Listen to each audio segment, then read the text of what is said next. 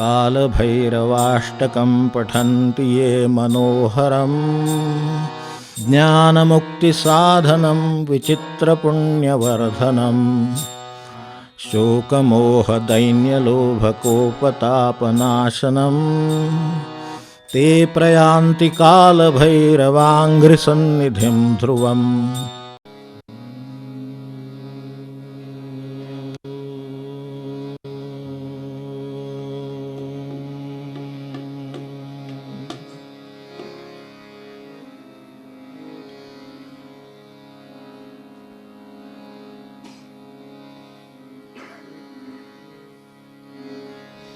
शिव हर रे शिव हर रे सांब सदा शिव शिव हर रे शिव हर रे शिव हर रे सांब सदा शिव शिव हर रे शिव हर रे शिव हर रे सांब सदा शिव शिव हर रे शिव हर रे शिव हर रे सांब सदा शिव शिव हर रे शिव हर रे शिव हर रे सांब सदा शिव शिव हर रे शिव हर रे शिव हर रे सांब सदा शिव शिव हर शिव हर शंकर गौरीशं शिव हर शंकर गौरीशं शिव हर शंकर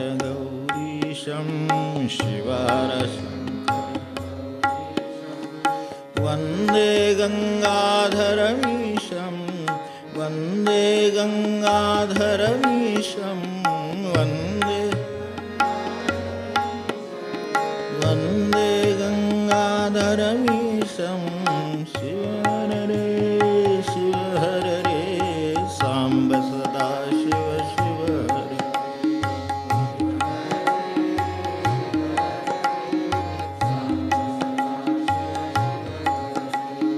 शिव हर रे शिव हर रे सांब सदा शिव शिव हर रे शिव हर रे शिव हर रे सांब सदा शिव शिव हर रे शिव हर शंकर गौरीशं शिव हर शंकर गौरीशं शिव हर शंकर गौरीशं वन्दे गंगाधरमीशं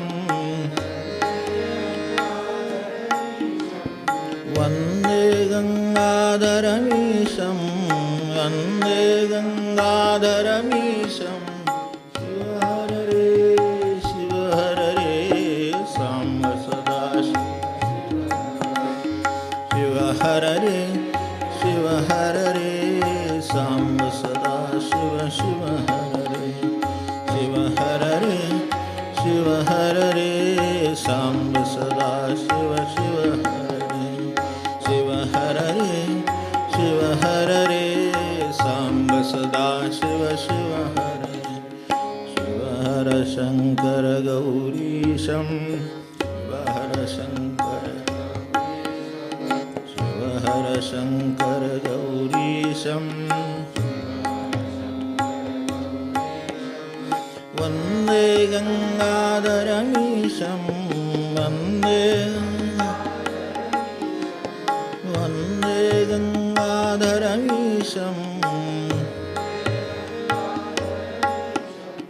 शिव हर रे शिव हर रे सांब सदा शिव शिव हर रे शिव हर रे शिव हर रे सांब सदा शिव शिव हर रे शिव हर रे शिव हर रे सांब सदा शिव शिव हर रे शिव हर रे शिव हर रे सांब सदा शिव शिव हर रे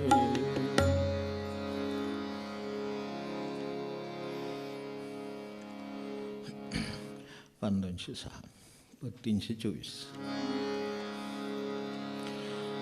सुखसहिता दुःखरहिता निर्मळ एकांता कलिमल दहना गहना स्वामी समर्था नकळे ब्रह्मादिकांत अनंता तो तू महासुलभ जय कृपावंता, जय देव जय करुणाकरा, आरती ओवाळू सद्गुरु माहेरा, जय देव माये विण माहेर विश्रांती ठाव, शब्दी अर्थ लाभ बोलणी वाव, सद्गुरु प्रसादे सुलभ उपाव, रामी रामदासा फळला सद्भाव, देव जय करुणाकरा, आरती ओवाळू सद्गुरु माहेरा, जय देव सद्गुरुनाथ महाराज.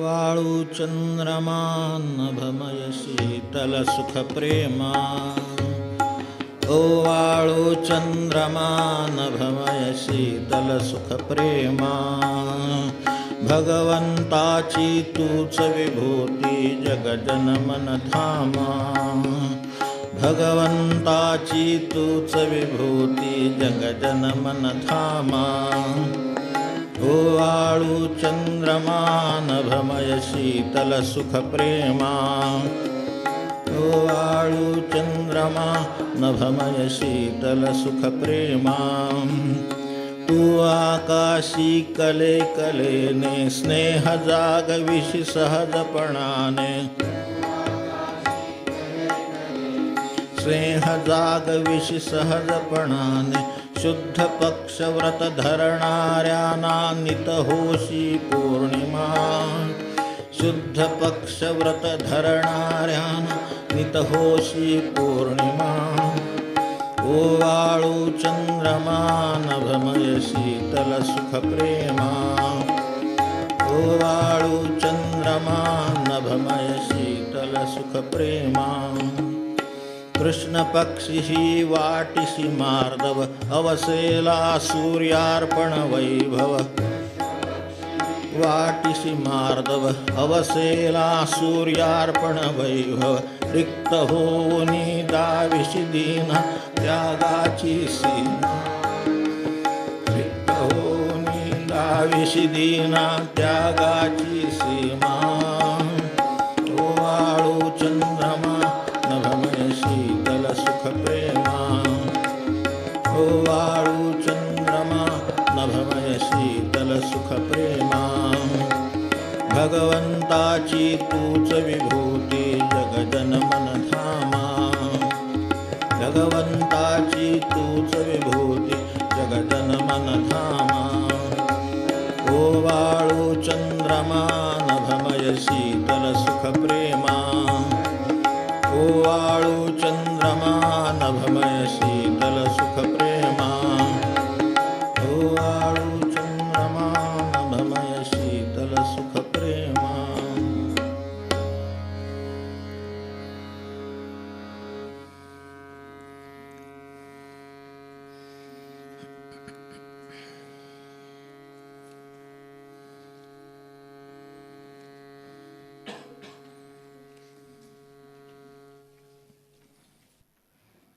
गेल्या वेळेला जे काम जमलं नाही, थोडंसं वेळ घेणारं होतं, महत्त्वाचं त्यांच्या इच्छेनुसार चालणारं होतं, ते म्हणजे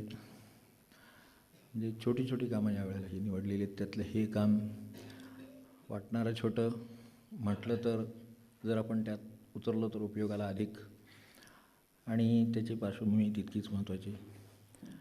असं म्हणजे काळभैरवाष्टकाचा अर्थ की बरेच वर्ष राहिलेली गोष्ट आहे आणि अशा तऱ्हेनं तो सांगून अर्थ होणार आहे अशी माझी अजिबात म्हणजे समजूत नाही, पण निदान त्याची सुरुवात तरी होऊन जाईल. आणि मूलतः या गोष्टीचीच गरज काय आपल्याला ऐकू येते तिकडे. हां, स्तुती स्तोत्र वगैरे हे स्तुती स्तोत्र ऐकू आलं ना, आपल्या देवाचं करायचं आहे. पण स्तुतीस्तोत्र वगैरे आपल्याला ऐकू येते तिकडे ना, बघा काय असेल तर तिथून नाही येते. हां हां असू दे. तर मुळात स्तुतीस्तोत्र दोन्ही शब्दाचा अर्थ एकच आहे बघा, स्तुती काय आणि स्तोत्र काय. तर त्या अर्थाने ही काव्यात आली, ही गद्यात आली. मधाच्या स्तुती एखादी गद्यात होते, आपण नाही का करीत, तर तशा तऱ्हेची गद्यात होते. आणि स्तोत्र या अर्थाने त्याला काव्यात्मक स्वरूप दिलेलं आहे, कुठेतरी वृत्त आहे, काहीतरी आहे, तर त्यानुसार त्याचं स्तोत्र झालं. दोन्हीचा मूलभूत अर्थ एकच. इथून सुरुवात करू. मुळात भगवंताचं स्वरूप हे निखालस आणि अगदी पूर्ण सत्य म्हणायचं तर निर्गुण आहे. हे खरं आहे, हे आपण ओळखूनच हवे. म्हणजे निर्गुण हे स्वरूप ओळखून पुढे जायचं. तर यासाठी एक भाग. दुसरा भाग प्रत्यक्ष आणि प्रत्ययाला येणारा आहे ते सगुण आहे, त्यालाही पर्याय नाही. तसेही सत्पुरुष सगळे आजही निर्गुण स्वरूपात वावरत आहेत. ज्याचा त्याला अनुभव ते आजही देतात. आजही मागितला तर आपल्याला अनुभव मिळतो. त्यासाठी अर्थात तेवढी तीव्रता, तळमळ, त्याग सगळं करावं लागतं, हे उघड आहे, पण अनुभव आहे.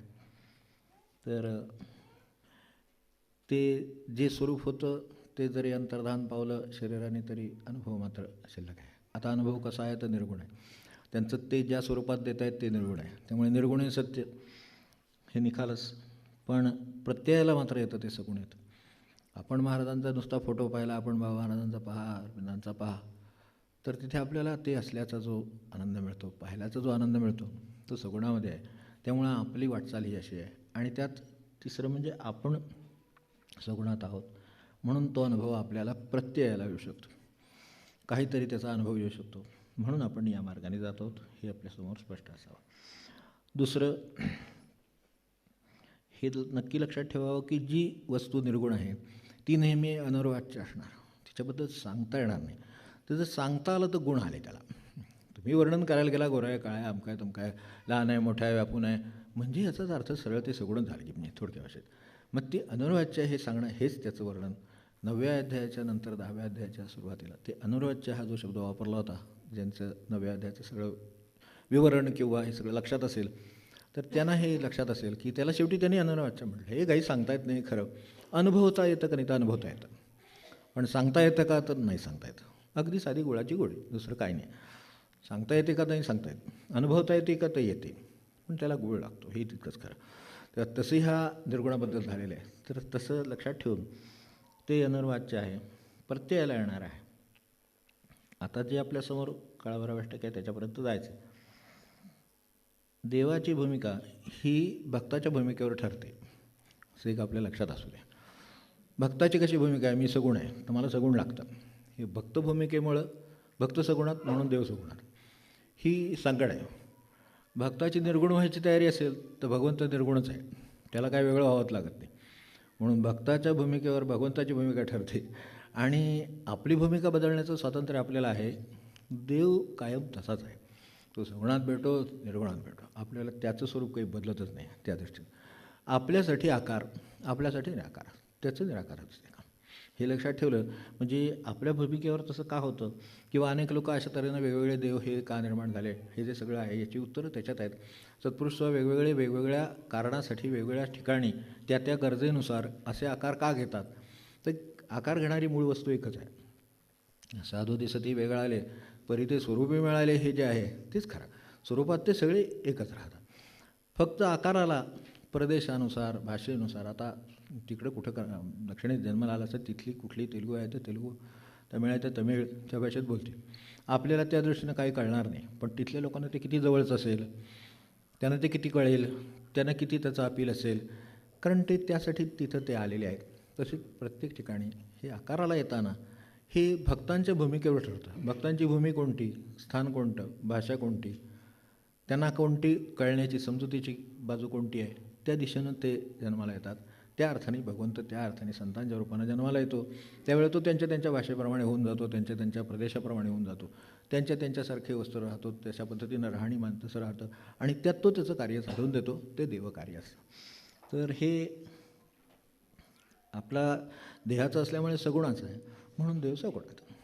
आपण जर म्हणलात मला देव समोर नाही दिसला तरी चालेल, कसलंही रूप नाही दिसलं तरी चालेल, मी निर्गुणात ध्यानस्थ राहीन, देव म्हणेल अधिक चांगलं आहे. मधल्या सगळ्या पायऱ्या ओलांडल्या आणि हा पक्षी येऊन शेंड्यावर बसला तर फारच उत्तम. पण हे जमत नाही, म्हणून हे सगुणाचा प्रश्न आला. आता सगुणाचा प्रश्न आल्यामुळे त्याच्याशी संबंध जोडण्याचा प्रश्न आला. निर्गुणाशी संबंध काय जोडणार? निर्गुण आहेच कुठे तेव्हा संबंध जोडणार? त्याला ठिकाणं नाही. म्हटलं तर सगळीकडे आहे, म्हटलं तर कुठेच नाही. त्या अर्थाने कुठेही आपल्याला तो त्या अर्थानं दाखवता येत नाही. हा असं नाही दाखवता येत, हा दाखवला की दिसला कुठे आहे ते, तर तसं नाही, तो सगळीकडेच आहे. त्यामुळं ह्या स्तुतिस्तोत्रांचा जो मूळ कारणं आणि जी आहेत ती लक्षात ठेवावी, ती सगळ्या स्तुतिस्तोत्रांना लागूच. ही जी काही भगवत स्वरूप आहे ते आपण सगुणात ओळखा, निर्गुणात जाणा. आपली स्वतःची भूमिका सगुणाची असू दे, ती हळूहळू निर्गुणाकडे जाऊ दे, सगळं होऊ दे.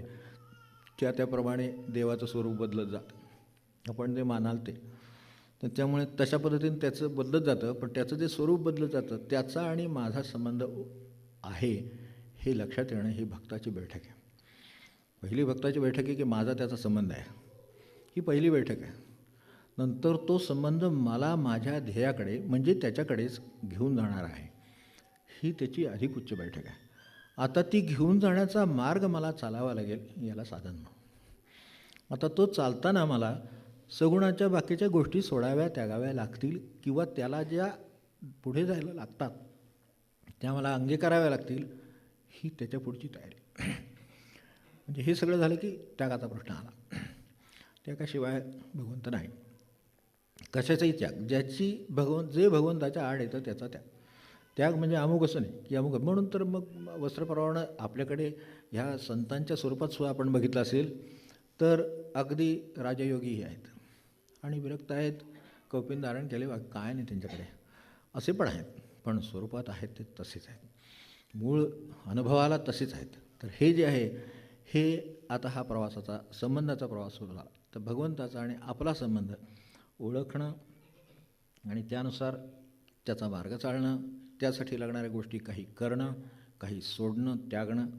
निसर्गदत्त जसे म्हणाले तसं आहे की तुम्ही काय करणार ह्याच्यापेक्षा काय करायचं सोडणार आहात ते सांगा. आत्ताच्या जीवनात जे काय करतो आहे त्यात भगवंत सापडला असता तर ते आणखीन काही वेगळं करावंच लागलं नसतं. आहे त्या जीवनात आहे त्या जीवन पद्धतीनं हे साधत नाही, म्हणून ते जीवन पद्धतीतलं काय त्यागावं लागेल की भगवंताच्या जवळ मला अधिक 2 पावलं जाता येईल. लोभ असेल, काय असेल ते असेल, ते काहीतरी आड येतं, ते मला सोडता आलं. म्हणजे काही गोष्टी सोडायच्या आणि काही गोष्टी त्याच्याकडे जाण्यासाठी धरून ठेवायच्या. कुठल्याही परिस्थितीत त्याच्याशी तडजोड न करता जो चालतो तो तिथपर्यंत नक्की जाऊन पोचतो. हे सोडलं आणि ते जे धरून ठेवलं आहे ते शेवटपर्यंत धरून ठेवलं. आता ते धरून ठेवण्यासाठी जी साधनं आहेत त्यापैकी ही सगळी साधनं आहेत. पूजा, स्तोत्र, स्मरण, काय आपल्याला ज्या ज्या पद्धतीनं जसं जायचं आहे तसं, दर्शन आहे, संभाषण आहे, काय तुम्ही त्याच्याशी ज्या पद्धतीनं संवाद साधू इच्छिताल तसंच ते होत जाणार. आणि हे होत जाण्यासाठी ही सगळी साधनं आहेत. कुठलं साधन या अर्थाने कमी जास्त म्हणून काही नाही. एक आहे ते साधनच राहतं आहे ना हे बघणं, ही सावधानता आहे भक्ताची. ते साधन राहतं आहे का ड्रिल होत आहे, ह्याच शब्दात स्वच्छ आपल्याला बिडकर महाराजांसारखेच सांगणारे पाहिजेत, अक्कलकोट स्वामींसारखेच सांगणारे पाहिजेत. बिडकर महाराजांनी सांगितलं हे सात्विक कवायत आहे, जो शब्द वापरला. तर सात्विक कवायत होत नाही ना या गोष्टीची हे बघणं, हे आपलं काम आहे. आणि ते झालं की त्यातला आत्मा लुप्त होतो, परिणाम कमी होतो. म्हणून ह्याला म्हणजे जशी नियमितता पाहिजे तशी थोडी अनियमितता पण पाहिजे. थोडा चिंतनासाठी वेळ ठेवला पाहिजे मध्ये. काही काळ ते केलं पाहिजे, काही काळ न केलं पाहिजे. केलं पाहिजे म्हणजे न करून चालणार नाही, त्याचं चिंतन केलं पाहिजे आणि मग अर्थ समजून घेऊन पुन्हा एकदा ते म्हटलं पाहिजे. हां, मग ते अधिकभोगी पडेल. तर या क्रमाने आपल्याला यात जाता येतं. मग जप आहे, तप आहे, आचार आहे, काय आपल्याला ज्या मार्गात जायचं आहे तसं जावं. एक आहे की अनुसंधान सुटू नये आणि आपण 2 पावलं पुढे जात असावं, हा त्यातला सारांश आहे आपल्या दृष्टीने. आता शेवटचं परिवर्तन म्हणजे माणसाचं देवत्व आहे की जे ह्याच युनिट शक्य आहे, म्हणून आपण त्यासाठी इतके प्रयत्नशील आहोत आणि असावं. तर आता हे स्तोत्र आचार्यांनी लिहिलं. वास्तविक ज्ञानादेव तु कैवल्यम असं म्हणणाऱ्या माणसाने एवढी भक्तिभावपूर्ण स्तोत्र का लिहावीत, ते का त्यांना इतकं त्याचं आतून प्रेम का वाटावं. एक आहे जसं सत्पुरुषांना काय एकंदरीत काल जसा मध्ये जातो ना तसं अवतारी समजण्याकडे प्रवृत्ती जास्त जाते. जितकं काळ मागे मागे गेले ना तेवढे सगळे अवतार होऊन बसले. ते आले देहधारण करून, देहाला धरून जे सगळं आहे ते त्यांच्याकडे आहे, फक्त त्यांनी टाकायचं ते टाकलं आहे, ज्याला जी किंमत द्यायची ती दिली आणि ज्याला अनर्वाच्य सर्वात शेवटीची जी किंमत आहे ती पण त्याला दिली. म्हणून त्यांच्या जीवनात हे सगळ्या प्रकारच्या गोष्टी दिसतात. तसं ते पांडुरंगासमोर उभे राहोत, ते नर्मदेच्या समोर उभे राहोत, ते काळभैरवाच्या समोर उभे राहोत, त्यांचं अंतःकरण ठरवल्याशिवाय राहत नाही. आम्हाला देव बघून सुद्धा काय वाटत नाही, सत्पुरुष बघून काय वाटत नाही, ते त्यांना वाटतं. म्हणजे त्यांनी ज्ञानाचा आणि भक्तीचा काय संयोग साधला असेल त्याचं उदाहरण म्हणजे शंकराचार्यांची स्तोत्र आहेत. तर त्याचा अभ्यास आपण वेगवेगळ्या प्रकारे केला असेल, आपण त्या म्हणण्यात असतील, तेव्हा त्या स्थितीतला जो सगुण अंश आहे तो द्रवित होतो, तेव्हा अशा तऱ्हेचा भाव निर्माण होतो. त्या भावातून जे निर्माण होतं ती त्यांची स्तोत्र आहेत. म्हणून ती आपल्यात भाव निर्माण करू शकतात.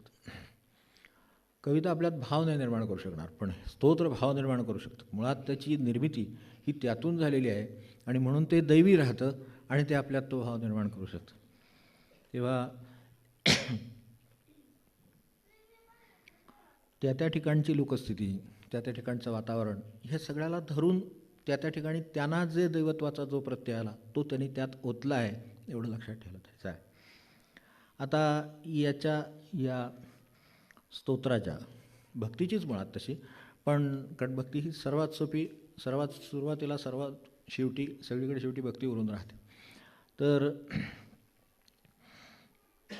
अडचण असते ती मानवी मनाचीच आहे. तेव्हा मन हे कसं आहे, खरं तर सांगायचं मानवी मन हे जोडलेलंच आहे.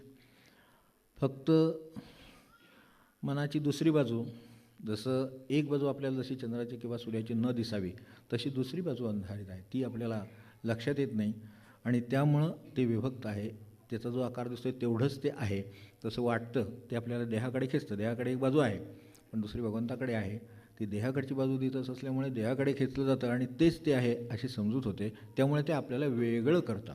भगवंतापासून भगवंताकडे जोडणारं तेच आणि भगवंतापासून वेगळं करणारंही तेच. जे मला स्वतःला वेगळं करायला लावतं त्या मनाचा अंश आणि अंश नाश करणं, आणि जे मला भगवंताकडे जी ओळख करून देतं आहे आणि जायला पुढे जायला मदत करतं आहे, नाहीतरी भाव कुठून येणार, मनातून येणार. म्हणजे त्याचे जे असे भाव आपल्याला दिसत आहेत त्याचं वर्धन करणं, त्याच्यासाठी जे लागेल ते करणं, म्हणजे आपल्या साधनेचे हे वेगवेगळे अंग झाले. ज्याला आपण हे म्हटलं पूजा हे अंग आहे. विनोबाने जे म्हटलं ते आपल्याला आठवलं असेल की का मूर्ती निर्माण केली, का पूजा निर्माण केली, लक्षात घेऊन समजून घेऊन केलं तर अधिक उपयोग होईल. महाराजांनी आपल्या प्रवचनात परमार्थ समजून करावा या स्वच्छ शब्दात सांगितलेलं आहे. तेच सगळीकडे आहे. आपल्या शास्त्रात काय, कुठल्या कारखान्यात काय, कुठल्या व्यवसायात काय, नोकरीत काय, ते जे काही चाललं आहे ते जो समजून करीत असतो त्याच्याकडून उत्तमात उत्तम आपल्याला परिणाम प्राप्त होऊ शकतात, रिझल्ट्स निघतात. आणि ज्याला असं सांगितलं म्हणून मी केलं असं असेल त्याच्याकडून होईल, पण भाव आणि त्याच्यातून जे उत्तम निर्माण व्हायचं ते होत नाही, ही मोठी अडचण आहे. आणि ही नेहमी आडारांनी भरले जगं वगैरे जे काय आहे ना ते सगळं असंच आहे. तर ते आडारांनाच जायला होतं. मग ते पूर्ण करणं आणि आपण त्यातून मोकळं होणं. एकदा पूजा करून टाकली, एकदा आंघोळ करून टाकली, हे जे काय नसतं टाकली काय, दर्शन घेऊन टाकलं एकदा, म्हणजे पुन्हा दिवसभर प्रश्न नाही. एकदा पूजा करून टाकली म्हणजे दिवसभर प्रश्न नाही. काय आज दिवसभराचा प्रश्न सोडवण्यासाठी ती केलेली आहे. ती कायम आपल्या स्मरणात राहिली तरच दिवसभराचे प्रश्न सोडविल. नाही तर घरातला केर काढून ठेवला तो तसा झाला काम, आता उद्यापर्यंत तो पडणार नाही, तसं नाही. हे सारखं आपल्याबरोबर मन चालू आहे, ते सारखा केर निर्माण करणार, सारखी मला ते झाडावं लागणार, ते जसं करावं लागेल तसं हे साध्या भाषेतलं हे सुद्धा करावं लागेल. तर यासाठी हे असं होत नाही. हे अखंड असूनसुद्धा ते जे खंडित करतं ते मायेचं उद्योग आहे सगळा, की ते आपल्याला खंडित करते, भ्रमित करते, म्हणते भगवंत वेगळा, भगवंत कुठे, तू कुठे, तुझा काय त्याच्याशी संबंध येण्याची शक्यता दिसत नाही. आणि आपणही ते मान्य केलं की खरोखरच हे अवघड आहे, तर मग अवघडच आहे.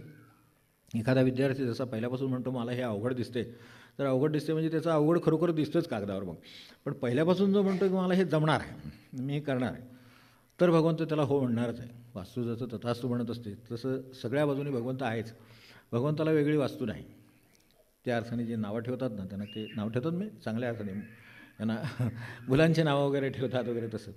तर तसं त्याच्यात त्याला त्या अर्थाने अमुक असं निवास, अमुक असं काही नाही, तो सगळीकडेच आहे. वास्तूला एक वेळ ही आकार असेल, कुठल्या तरी आपल्या ठिकाणी आपल्या वास्तूला तिथल्या कुठल्या असेल तिथे आकार असेल, तर तिथे जी तथास्तू म्हणत असेल तसं भगवंतही तथास्तू म्हणत असतो. तो म्हणतो मला कदाचित शक्ती कमी पडत असेल, पण तुमच्या शक्तीनं का होईना पण हे होणार, असं जो म्हणतोय त्याचं होणार.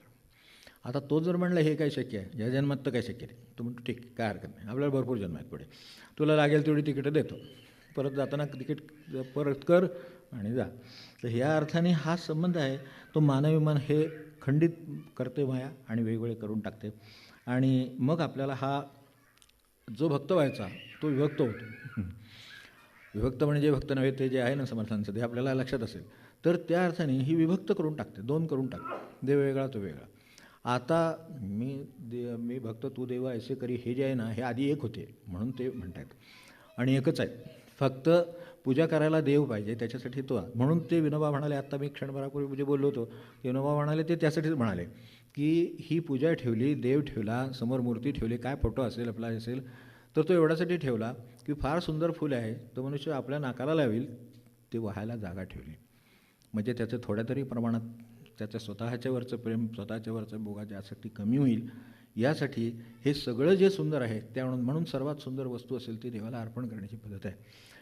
पहिल्यांदा आता ह्या नवांना एस टी होतात, तर नवीन अन्न आलं, जोडणी झाली, पहिलं काम झालं की पहिलं नेऊन व्हायला जातं ते नवांना एष्टीत परमेश्वराला. यज्ञामध्ये आपण कोणत्याही मार्गाने तो यज्ञ करा, पण त्यानिमित्ताने पहिल्यांदा त्याला द्यायचं. हे जे आहे नैवेद्य पहिल्यांदा आधी देवा, मग आपण खा.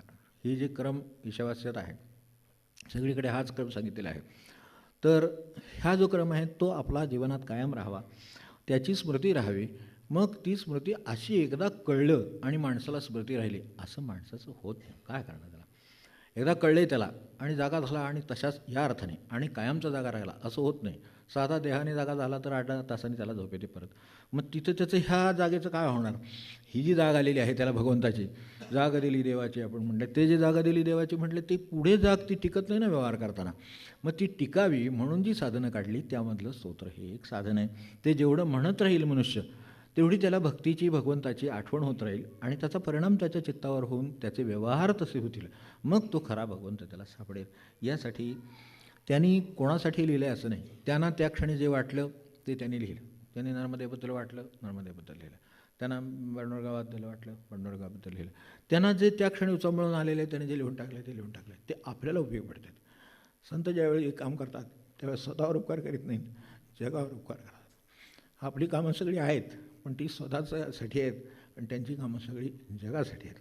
आणि जगासाठी या अर्थाने सुद्धा ते करीत नाहीत, यातच खरं मर्म आहे. ते भगवंतासाठी करतात. तर त्यांना जे त्यावेळेला उचंबळून आलं ते त्यांनी लिहिलेलं आहे, ते त्या वेळेला त्यांना दर्शन झालं. आता एक हे जे विभक्तपण म्हटलं, भगवंत आणि तो याच्यामध्ये फरक आहे. मला ठीक आहे, मला फरक असला तरी चालेल, पण माझा संबंध आहे हे मला ओळखायचं. माझ्या दृष्टीने ओळखायची गोष्ट ही आहे की ठीक आहे आपले नातेवाईक असतात, कुठेतरी 500 मैलावर असतील, 100 मैलावर असतील, 1000 मैलावर असतील, पण ते माझे नातेवाईक हा जो संबंध आहे ऋणानुबंध आहे. तसा देवाचा माझा, सत्पुरुषांचा माझा ऋणानुबंध आहे. तो ज्याला आहे तो त्याला पक्का करायचा आहे, तर तो जसा भेटीने पक्का करतो, बोलण्याने पक्का करतो, येण्या जाण्याने पक्का करतो, तो संबंध पक्का करीत राहील तर तेच काम स्तोत्र करीत राहतं. ते म्हणत राहिलं तर आठवण होत राहते आणि ती आठवण व्हायला ते कळलं तर अधिक उपयोग होतो. याचं सोपं सांगायचं म्हणजे ज्या वेळेला कधी माणूस शेती करायचं शिकला, म्हणजे त्याच्या लक्षात आलं की आपण प्राणी नव्हे, प्राणी खायला आपण प्राणी नव्हे, आपण माणूस आहोत. तर या अर्थाने आपल्याला कृषी हा मार्ग दिलेला आहे, त्यानुसार सगळी यंत्रणा दिलेली आहे. तर ते म्हणून त्यानं जसं जमेल तशी फुलावर त्याची उदरनिर्वाह केले, फळावर राहिला, भाज्यावर राहिला, पण नंतर त्याला शेतीची जेव्हा हे कळलं तेव्हा ही शेती सुरू झाली. शेती सुरू झाल्यानंतर कित्येक वर्षांनी शेतीचं शास्त्र बनलं, कारण शेती समजून घेतली गेली. कशी केली तर कशी होते. आजही संशोधन, कृषी संशोधन सुरूच आहे ना. मग त्यानंतर येणारं पीक, ते रसायनं वगैरे त्यांनी खराब केलं, ते सोडून द्या, पण मुळात जे कृषीचं संशोधन सुरू आहे ते अत्यंत उपयोगी आहे. आणि ते दरवेळेला त्याच्या पिकाची गुणवत्ता, त्याच्या जमिनीची गुणवत्ता, ते देणाऱ्याचं स्मरण, सगळ्याचं स्मरण राखेल एवढं त्या शेतीत संशोधन होतं आहे. तर त्याच्या पिकाच्या नुसत्या संख्येवर, वाढीवर नव्हे, तर त्याची गुणवत्ता वाढवत राहतं. तर त्या अर्थाने आता शास्त्र निर्माण झालं तेव्हा ते समजून घेतल्यानंतर निर्माण झालं. त्यामुळं समजून घेण्यापूर्वी ही शेती होतीच आणि समजून घेतल्यानंतर अधिक चांगली शेती आहे. तर तसं स्तोत्र म्हटल्यानंतर उपयोग आहेच, पण समजून घेतल्यानंतर अधिक उपयोग आहे. ते काही नवीन निर्माण होत नाही. समजून घेतलं तर अधिक उपयोग होईल आणि आपण कोणाचं स्तवन करतो आहे, त्याचं स्वरूप काय आहे याचं थोडंसं इथे रूपवर्णनाचा विषय जास्त आहे, पण तरीसुद्धा आपल्याला तो हे आपलं काम अधिक करणार आहे. हे काय होतं की आता गुरुदेवांचं आपल्याला आठवण झाली ती सांगतो. गुरुदेवांनी या बाबतीत जो सिद्धांत मांडला, म्हणून त्यांना परमार्थ पाणिनी जे म्हणतात तेवढ्यासाठी त्याचा संबंध याच्याशी आहे. कारण त्यांनाही स्वतःला हा प्रश्न पडत असे. एकेकाळी काशीमध्ये गेले किंवा इकडे गेले त्यावेळेला सुद्धा त्यांना हा प्रश्न पडला की अरे शंकराचार्य तर आपण इतके विद्वान मुकुटमणी आहेत, सगळ्यांना त्या बुद्धीनं पराभूत केलेले आहे, आज कोणी उभा राहायला तयार नाही समोर, एवढी बुद्धिमत्ता आहे आणि हे एवढं भावुक स्तोत्र का लिहितात, तो भाव कुठून येतो असा प्रश्न निर्माण झाला होता. तो नंतर कालांतराने त्यांच्याकडे ती सगळ्या भावही होती आणि बुद्धी होती, दोन्हीने तो सुटला. त्यावेळेला त्यांनी एकच सांगून ठेवलेलं आहे, ते लक्षात ठेवण्यासारखं आहे की सामान्य मनुष्याचा विकास हा नेहमी बुद्धी त्याच्याकडे आहे, भावना त्याच्याकडे आहे आणि कर्मशक्ती त्याच्याकडे आहे. हे तीन गोष्टींनी त्याचा सातत्याने विकास होत असला पाहिजे, तर त्याचं बरोबर काम चाललेलं आहे. याला खऱ्या अर्थाने शिक्षण म्हणावं. बाकीचे आपल्याला पदवी देणारे शिक्षण आहेत, आपण घ्या, त्याचा पोटापाण्याला उद्योग झाला तरी खूप झाला, असा आजचा काळ आहे. तर या अर्थाने ही जी खरी शिक्षण आहेत ती जीवन शिक्षण आहेत. त्यात मनुष्य आनंदात राहील, अर्धपोटी राहील पण आनंदात राहील, पोट भरूनही राहील तरी आनंदात राहील आणि पोट भरून उरत असेल तर देऊन राहील पण आनंदात राहील. हे खरं त्याचं शिक्षण आहे आणि त्याला कळावं ते जीवन शिक्षण. तर या अर्थाने बुद्धीचा विकास, भावनेचा विकास आणि त्याच्या ठिकाणी जी कर्मशक्ती आहे तिचा विकास, तर या अर्थाने हे सगळं करणारं काय असेल तर ते मनच आहे. तेच या रूपाने मुळात कर्माला प्रेरणा मिळते, तीसुद्धा मनात असलं तर. आपण व्यवहारात म्हणतो ना, त्यांच्या मनात असलं तर इकडचा डोंगर तिकडे करतील, पण मनात नसलं तर ते अंथरुणातून उठणार सुद्धा नाही सकाळी. हे जे आपल्याला अनुभव येतो त्यात मनाचा कर्मशक्तीची काय संबंध आहे ते आपल्याला कळू शकतं. तर हे जे व्यवहाराचं आहे तसं आपण ओळखून ह्याच्याकडे बघावं.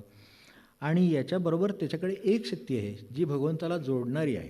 गुरुदेवाने मुद्दाम उल्लेख केला आहे म्हणून आपल्यासमोर उल्लेख करतो एवढंच, की ती शक्ती आहे ती त्याच्याकडे आहे पण अस्फुट आहे. जसं सूर्य उगवण्यापूर्वी आपल्याला तिथं सूर्य उगवणारा आहे हे कळतं, पुढे तो उगवतो, फक्त तो नैसर्गिकरित्या त्याच्या पद्धतीनं उगवणार असल्यामुळे उगवतो आणि हे मात्र जागृत करावं लागतं. जे महाराजांनी मारुतीच्या अंशाबद्दल म्हटलं तेच ते आहे, दुसरं काही नाही. मारुतीच्या ठिकाणी हा भगवंताचा स्फुल्लिंग होता, त्यांनी फुंकर घालून घालून तो प्रदीप्त अग्नी केला, तेव्हा तो रामाच्या उपयोगी पडला आणि त्याच्या सहवासात कायमचा चिरंजीव झाला. हे जे झालं ते म्हणले आपण करीत नाही, प्रत्येक कोणाच्या ठिकाणी नाही असं नाही, पण त्याच्या ठिकाणचं हा त्यांनी जे काम पुढचं केलं ते आपण केलं असतं तर हे कोणाचंही होईल आणि केलं तर अजूनही कोणाचं होतं. तर ती शक्ती म्हणजे त्याच्या ठिकाणची प्रतिभा. ही प्रतिभा त्याच्याकडे आहे, ही गुरुदेवांनी सांगून ठेवलं. आपण लक्षात ठेवावं की ही प्रतिभेचा विकास आहे त्यातल्या, ती अविकसित आहे, अस्फुट आहे, एकदम जागृत होत नाही. म्हणून सत्पुरुषांच्या ठिकाणीसुद्धा, कोणाच्याही ठिकाणीसुद्धा असं काही म्हणायचं कारण नाही, पण त्यातल्या त्यात सत्पुरुषांना थेट अनुभव आहे आणि तादात्म्य आहेत. म्हणून त्यांच्या ठिकाणी प्रतिभेनं निर्माण होणाऱ्या ज्या गोष्टी असतात, काव्य आहे, संगीत आहे, हे सगळ्या नादब्रह्म काय जे आहे त्या सगळ्याच्या शक्ती त्यांच्या जागृत होऊ शकतात आणि त्यांची जी निर्मिती असते ती त्या पातळीवरची असते. शिकून झालेली निर्मिती नाही, प्रतिभेकडून आलेली निर्मिती आहे. खालून वर प्रवास नाही, वरून खाली आहे. तो प्रतिभेचा ते त्यासाठी काही करीत नाहीत, ते भगवंताचं नाम घेतात, त्यात इतके तादात्म्य होतात की भगवत शक्ती खाली उतरतात, ती प्रतिभा जागृत करतात. म्हणून त्यांच्या लिखाणामध्ये म्हणून तुकोबा टिकून आहे, म्हणून ज्ञानेश्वर माऊली टिकून आहे. तेव्हा ही प्रतिभा ही माणसाला भगवंताशी थेट जोडते, कारण तो भगवंताच्या अखत्यारीतला विषय आहे. प्रत्येकाकडे त्याचा अस्फुट अंश दिलेला आहे, तो जागृत करायला स्तोत्र आणि ही जी सगळी साधनं आहेत ती उपयोगी पडतात. फक्त आता ती तेवढ्या मनापासून आणि समजून घेऊन केलं तर हे आपल्याला दिसेल.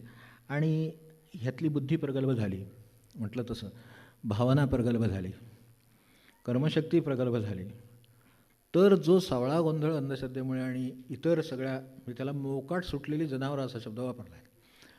मोकाट सुटलेली जनावरं जी आहेत या अर्थाने त्यांना तत्त्वज्ञानाचं कुंपण लागतं. तो हा प्रतिभेचा, बुद्धीचा, भावनेचा, विकासाचा भाग आहे. तो जर असेल तर गोंधळ होत नाही. गोंधळ नाही, आपली दिशा आणि आपला मार्ग स्पष्ट दिसत असतो, तिथे येऊन गोंधळ होणार.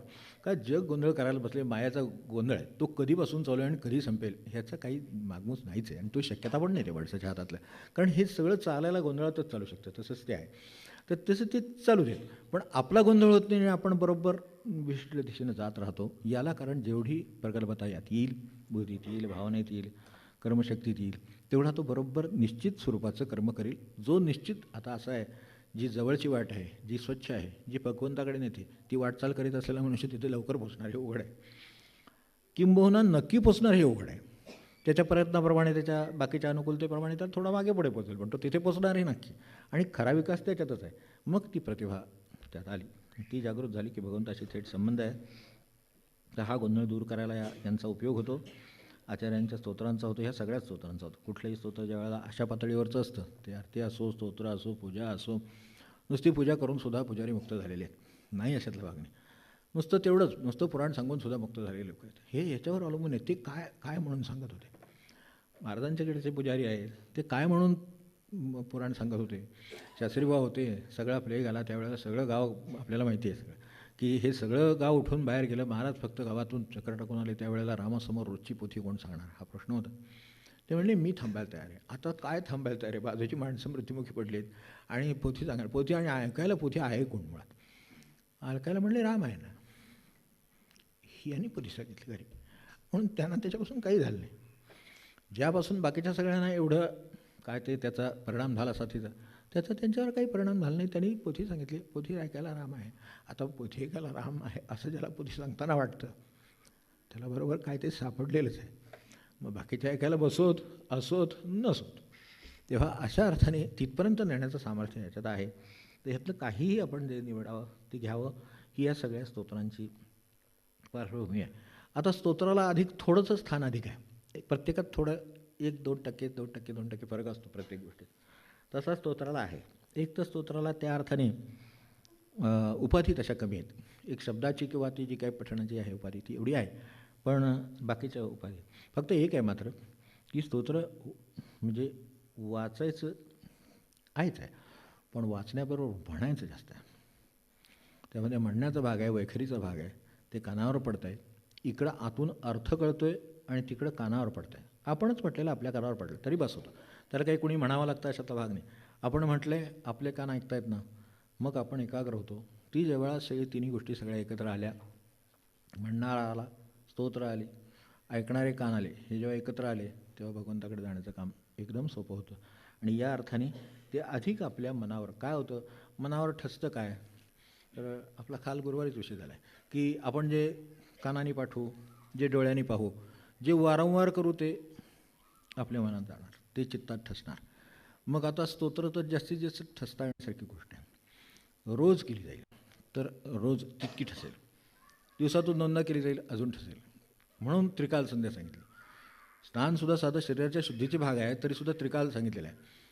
आता एक वेळ झालं तरी खूप आहे, एक दिवसात आढळलं तर आता पाण्याचे बटणे आहेत, अवघड आहे त्याच्यापेक्षा सुद्धा, पण तरीसुद्धा हे करायला अडचण आहे का, तर काही नाही. म्हणून स्तोत्राची रचना केल्या. जिथे शास्त्रमार्ग आहे, वेद आहे, तम काय आपल्याकडे आता हे काही ग्रंथ आहेत की ज्यांच्या पारायणासाठी विधी सांगितलेले आहेत, तर तिथे ह्याला काय विधी नाही, तुमचा भावाविधी आहे, तुम्हाला कळते हा आणखीन गोष्ट आहे, दुधात साखर आहे, तर तसं कळलं तर आणखीन उपयोग आहे. या अर्थाने ही काळभैरवाच्या स्तोत्राची आणि मूळ स्तोत्रांची पार्श्वभूमी आहे. काळभैरव हे आपल्याला माहितीच आहे की ही शंकराचे जे अष्टभैरव आहेत त्यापैकी एक भैरव हे, बाकीचे जे बटोक भैरव वगैरे बाकीचे आहेत, तर ते काशिकापुराधीनाथ हे जे आहे ते काशीचे अधिपती म्हणून त्यांना तिथं ठेवलेलं आहे. ते शंकरानेच ठेवलेलं आहे, त्यामुळे शंकर सदृश तो अवतार आहे. आणि तिथं जी परिस्थिती होती ज्याच्यावर नियंत्रण मिळवणं आवश्यक आहे. नेहमी हे क्रोध किंवा यांनीच या सगळ्या म्हणजे तमाचा नाश हा प्रश्न कायम आहे. तमोगुणी माणूस झाला काय, तमोगुणी राक्षस झाला काय, तर त्याचा नाश करण्याची परिस्थिती येते. तशा तऱ्हेच्या वेळेला हा क्रोधातून उत्पन्न झाला, अशी त्याची उत्पत्ती अनेक आहेत, आपल्याला संबंध त्याच्याशी फारसा नाही.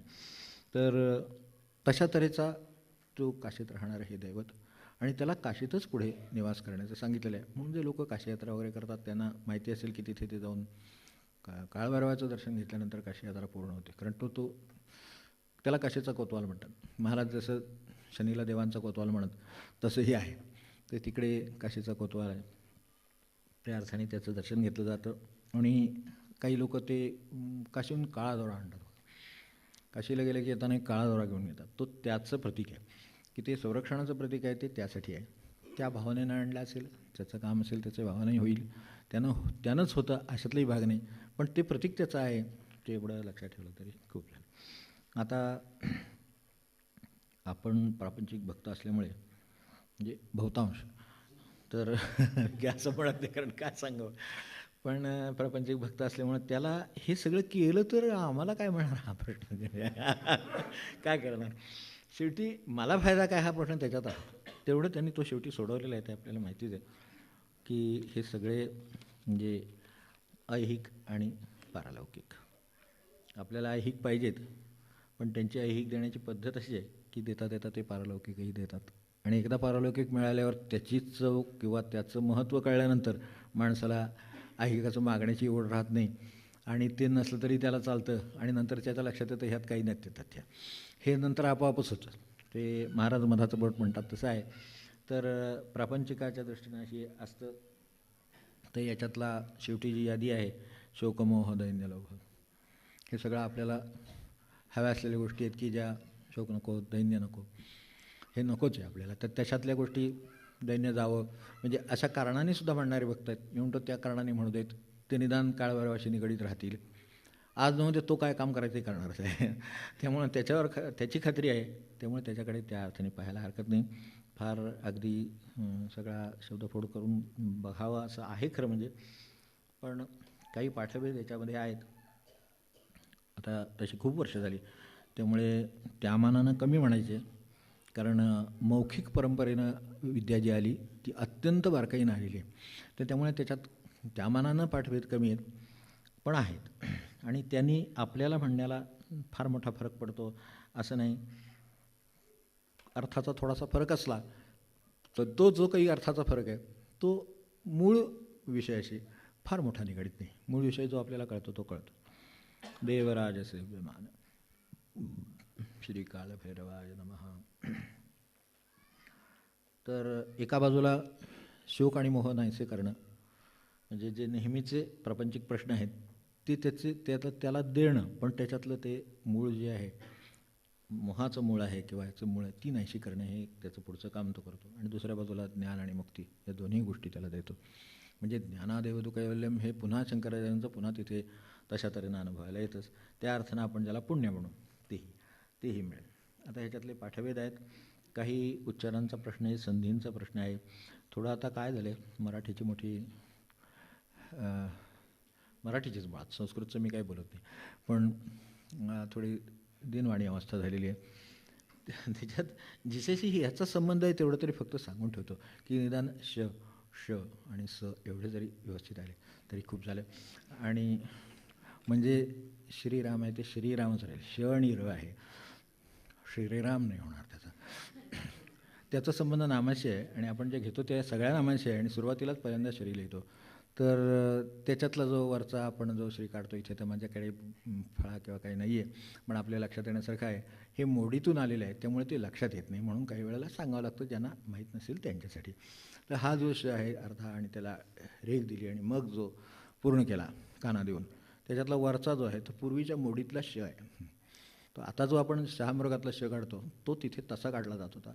त्यावेळेला शनिवारमध्ये, म्हणजे मी स्वतः एकेकाळी मोडी शिकत होतो त्यावेळेला तो स्वतः श, तर शनिवारमध्ये असं काढून पुढे शनिवार लिहायची पद्धत नाही. त्यातला तो साध्या शहामृगातला तो श आहे. त्यामुळे तो श मधला नाही, षटकार षटकोन यातला नाही आहे, तो श मधला आहे. त्यामुळे आपल्याला श्रीराम जयराम जय जयराम म्हणायचं आहे ना, त्यामुळे त्याच्यासाठी हे सांगणं आवश्यक नाही. याच्यात ते आहे. उच्चाराचा सुद्धा संबंध आहे, अनुनासिकाचा संबंध आहे, नंतर स्वराचा संबंध आहे, व्यंजनाचा संबंध आहे, हे सगळे आहेत. आता काय झालं आहे, आता कका के म्हणजे जे चालतं समजा त्यातले क ख ग म्हणून फार तर ते क ख ग घ असे व्यवस्थित शांतपणे शिकवले जातात.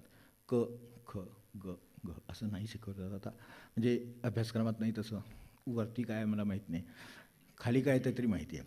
तर त्याच्यातला आता जो भगवंताने अक्षराणाम अकारोस्मी जे म्हटलं, ते सगळे पुढचे स्वर काढून टाकले, ते शेवटी जो अ राहतो तर त्यात मिसळल्याशिवाय क चा क होत नाही. हा संबंध ह्याच्यातल्या संधी फोड करताना येतो. हा सगळीकडे मराठीतल्या सुद्धा येतो, हा सगळीकडे आहे, फक्त हे स्वर आहेत आणि ही व्यंजनं आहेत. आता वॉयल्स आणि कॉन्सोनंट्स सांगितले पाहिजेत या भाषेत म्हणून तर, पण ते आपल्याकडे खूप सूक्ष्म आहेत, त्यामुळे ते जास्त आहेत, म्हणून हे 26मध्ये उरकता येतं आणि ते 52 शिकावं लागतं. तर त्याच्यासाठी हा फरक राहणार, पण तो तसा लक्षात ठेवला तर अधिक अर्थालाही जवळ जाऊ आणि भगवंतालाही जवळ जाऊ. तर कारण भगवंत ही परमशुद्ध गोष्ट आहे, तर त्याच्यासाठी तेवढी गरज आहे. मग आता ते नसेल तर निदान 1-2-3 गोष्टी एवढ्या फक्त लक्षात ठेवल्या तरी चालतील आणि मग हा फरक राहील. आणि ते जे पूर्वीचे जे आत्ता म्हटलं त्याप्रमाणे पूर्वीच्या मोडीमध्ये आधीच्या आपली जी आत्ता मराठी शुद्ध म्हणून लिहितो आहे, आता शुद्धसुद्धा लिहितो की नाही हा प्रश्नच आहे. मी म्हणतो निदान शुद्ध आणि शब्द, म्हणजे शुद्ध लेखन एवढा शब्द जरी शुद्ध लिहिला तरी सुद्धा मी वगैरे म्हणलं. द काढलं, त्याच्या खाली ध काढले, खाली काढलेला द हा दच्या पोटात आहे, डोक्याला टेकलेला नाही वरच्या रेगेला. तो अलीकडे कित्येक पुस्तकामध्ये सुद्धा वर टेकलेला असतो आणि तिथून येतो आणि त्याला द जोडला जातो. हे आपल्या जो कदाचित ते माहिती नसेल त्याबद्दल अज्ञानाला हे आहे, क्षमा आहे, पण निदान तो शुद्ध शब्द तरी फक्त शुद्ध लिहून सुरुवात करावी, म्हणजे तो पोटात जावा. तरी शब्द हाही शुद्ध शब्दमध्ये पुढचा भाग आहे, त्यामुळे तो अलीकडे जोडलेला आहे, तो पोटात नाही काढलेला. तर हा पोटात आणि तो बाहेर असं काही उलटंसुलटं होऊ नये.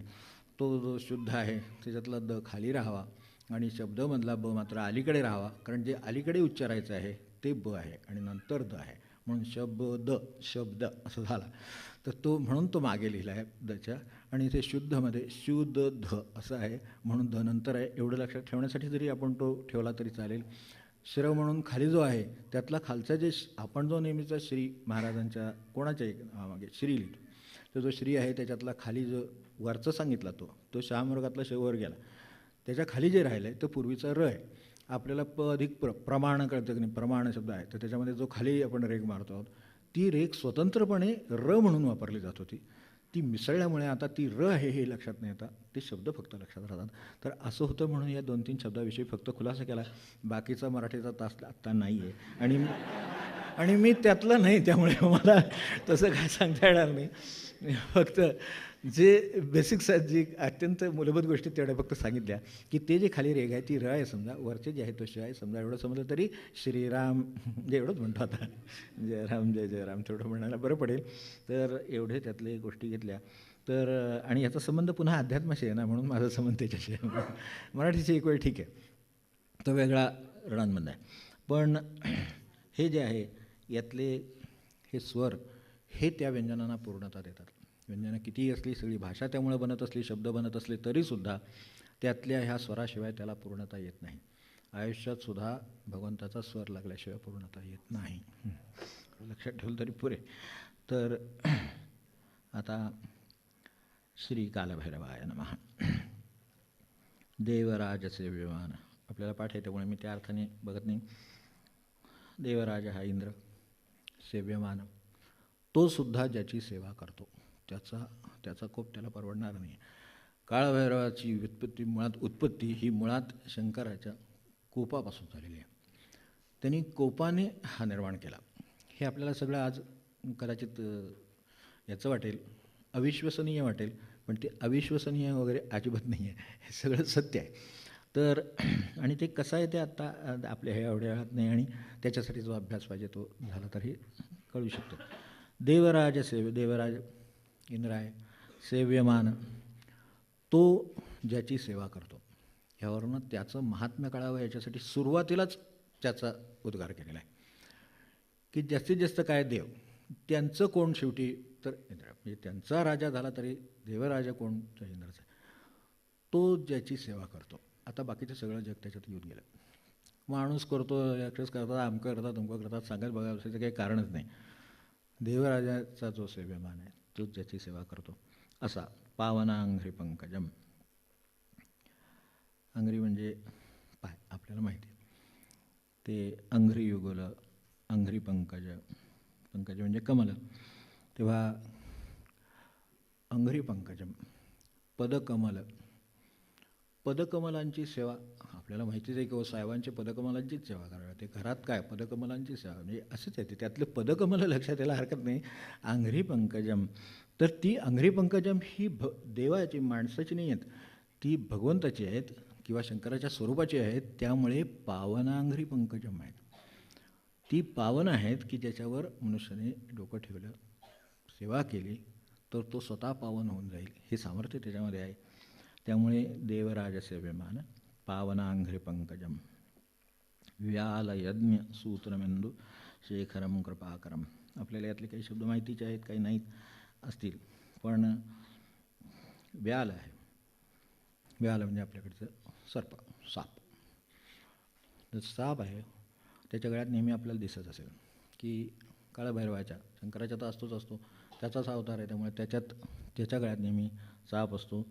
ते यज्ञसूत्र म्हणजे आपल्याकडे जे जानोगातलं यज्ञसूत्र, ते यज्ञसूत्र आहे, ते व्याल हेच ज्याचं यज्ञसूत्र आहे. हां, हे सोपं नाही. आपल्या तिकडे काहीतरी झालं तरी इकडे काहीतरी व्हायला लागतं, आणि थोडा वेळ जर ते काही नाही झालं तर इकडचं तिकडे न्यावं लागतं. समजून घ्यायला पाहिजेच, असं सुद्धा येते माणसाला. तर हे गळ्यात घेऊन बसलेले आहेत, त्यांना काय फरक पडत नाही त्यामुळे. तेव्हा व्याल यज्ञसूत्रम, ते ज्याच्या गळ्यात जानवा जसं बांधावं किंवा एखादी दोरी धारण करावी, एखादा कंठा धारण करावा, तसा जो स्वतःच्या गळ्यात व्याल म्हणजे स्वतः एक साप बाळगून आहे, तेव्हा सर्प हेच ज्याचं यज्ञसूत्र आहे. व्याल यज्ञसूत्रम इंदुशेखरम कृपाकरम.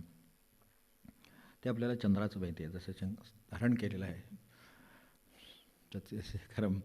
तर तो शंकराच्या खूप जवळ जाणारे वर्ण असल्यामुळे त्याच्यातले ते शब्द लक्षात येऊ शकतील, वेळ खूप जाईल म्हणून जास्त आणखी खुलाच सांगत नाही. फक्त एकच इंदुशेखरम कळलं, कृपाकरम. तो कृपा करणारा आहे. कोप हे त्याचं उत्पत्ती आहे, पण तो स्वतः मात्र कृपा करतो. आणि हे सगळं त्याला शरण जाऊन त्याच्याकडून कृपा मिळवायची. शरण न जाता कोप नाही घ्यायचा त्याचा, तो फार अवघड आहे आपल्याला सांभाळणं. तो देवांना सांभाळता येत नाही, तर आपल्याला काय सांभाळता येईल, म्हणून नेहमी हात जोडून असावा. आणि तो हात जोडले तर कृपा करायला तयार आहे. कृपाकरम पुढे पण आहे. नारदादी योगी वृंद वंदितम. नारद हे आपल्याला विषय काय आहे तो माहिती आहे. तर असे जे योगीवृंद, असे जे सर्व योगीवृंद आहेत, नारदासारखे जे योगी आहेत, ते ज्याला वंदन करतात, तिथं पुढे जाण्याची प्रज्ञा नाही, नारद झाले तरीसुद्धा. नारदादी योगी वृंद वंदितम दिगंबरम. दिक एव अंबरम यस्य सा दिगंबरम, म्हणजे दिशा हेच ज्याचं वसन म्हणजे वस्त्र असा दिगंबरम. काशिकापुराधिनाथ, हे तर आपल्याला सुरुवातीलाच कळलेलं आहे. काशिकापुरीचा जो अधिनायक आहे, अशा मी कालभैरवाची भक्ती करतो, पूजन करतो, वंदन करतो. काशिकापुराधिनाथ कालभैरवम भजे. भानुकोटी भास्वरम. आपल्याला सूर्याची कल्पना आहे, भानू आहे. भानवे नमः आपल्या ह्याच्यात त्या 12 नावात सुद्धा आहे सगळे, त्यामुळे भानू आपल्याला माहिती आहे. तर भानुकोटी, सहस्र कोटी, आपण सहस्राच्या भाषेत बोलतो आपण, त्यांचं म्हणणं आहे कोटी सूर्य जर उगवले एकदम तर जेवढी भास्वर म्हणजे जेवढं तेज पडेल तेवढं त्याच्यात तेज आहे, एवढं लक्षात ठेवा. भानुकोटी भास्वरम, त्याच्या ठिकाणी एवढं तेज आहे. परमेश्वराची कृपा हीच, म्हणजे साध्या भाषेत आता इथे निघाला विषय, स्पष्ट व्हावा म्हणून सांगतो. सूर्य आपल्यापासून दूर आहे, ही आपल्यावर कृपा आहे. आपल्याला पटतंय. अहो सकाळी 6चा असतो, 7चा असतो, 8चा असतो, 9च्या डोळे उघडायची हिंमत राहते माणसाची, अशी परिस्थिती येते. 12 सोडून द्या, डोळ्यासमोर अंधार येते. म्हणजे जो सूर्य आपल्याला प्रकाश देतो, ज्याच्यात आपले सगळे व्यवहार होतात, ज्यामुळे वस्तू दिसायला लागतात, त्याच्याकडे जर 12 वाजता बघितलं, डोळ्यासमोर प्रकाशाऐवजी अंधार येतो. हे साध्या सूर्याची परिस्थिती आहे. तर असे कोटी सूर्य, भानुकोटी भास्वरम, हे असे त्याच्या ठिकाणचे तेज आहे. ते असं आहे, तो सगळं तेज आपल्याला दाखवित नाही, हे उपकार आहे. अगदी साध्या पातळीवर संतांच्याकडे काय असतं ते आपल्याला दाखवित नाहीत, ही त्यांची कृपा आहे. त्यांच्याकडे सिद्धी बाजूला असतात, जे त्याच्या मागे नसतात, त्या त्यांच्या मागे असतात. योगी किंवा सिद्धीचे जे उपासना करतात ते सिद्धींच्या मागे असतात, आणि सत्पुरुष कधीही सिद्धींची उपेक्षाच करतात, त्यामुळे सिद्धी त्यांच्या मागे असतात. ते एकदा ह्यांना विचारलं होतं, शिवानंद स्वामी आपले, तर त्यांना विचारलं होतं, हे तुम्ही म्हणताय खरं तुमच्याकडे काही नाही, मी आत्तापर्यंत 10 तरी प्रसंग असे सांगू शकेन की हे होईल म्हणता तुम्ही, हे नाही होईल म्हणता, ते तसं होतं. तर हे कसं काय होतं म्हणले, काय तुझं काहीतरी उडून लावून त्यात ते माहीर आहेत. ते म्हणले तसं काय नसते, तुझं काहीतरी तुला कुठंतरी बोलाफुला गाठ पडते वगैरे. बोलाफुला वगैरे अजिबात नाही, हे प्रसंग लिहून ठेवलेले आहेत. ते तेवढेच परीक्षा घेणारे होते, त्यामुळे तेवढे ते प्रसंग त्यांनी लिहून ठेवले आहेत. हे 8 वर्षांनी घडेल, हे 2 वर्षांनी घडेल, हे उद्या घडेल, हे घडणार नाही, ही शक्यता नाही, असं जर नाही म्हणून सांगितलं असेल तर नाहीच. हे नाही म्हणजे काय आणि होय म्हणजे काय, हे काय आहे. त्याने म्हणले आता तू फार खणायला बसलायच म्हणते, त्यामुळं तुला सांगतो की आम्ही काही करीत नाही. आम्ही जे करतो ते भगवंताची सेवा करतो. त्यांची स्वामींची सेवा होती, सिद्धारूढ स्वामींची सेवा होती, टेंबेस्वामी महाराजांचा हे होतं, आशीर्वाद होता, सगळं आपल्याला माहिती. तर ते म्हणाले काय होतं, ते त्याच्या दासी असतात, आम्ही भगवंताची सेवा करतो. त्यामुळे ते करायचे. आजूबाजूला वावरत असतात, ते एखादा शब्द झेलतातच. ते म्हणले काय आता असं आहे ते सगळं. तर त्यामुळं भानुकोटी भास्वरम म्हणून ते सगळं व्यक्त करत नाहीत, हे उत्तम आहे. आणि व्यक्त करणं तर काय होईल, अबाजारा होईल. लोक तिकडे कुठेही लाईन लावण्यापेक्षा तिथंच लावतील, इथंच कामं सगळे होतात म्हणल्यावर, म्हणून ते त्यातलं काय करत नाही. तर तसं ह्याचं भानुकोटी भास्वरम हे आपल्याला ते जर त्यांनी दाखवलं तर आपल्याला पेळणार नाही. सूर्याच्या जवळ जाणाऱ्या यानांची अवस्था काय आहे, जवळ राहतच नाहीत, पण गेली तर काय होतं हे बघितलेलं आहे.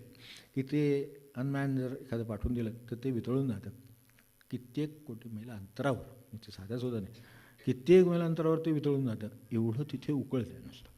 असे भानुकोटी भास्वरम भवाब्धितारक परम.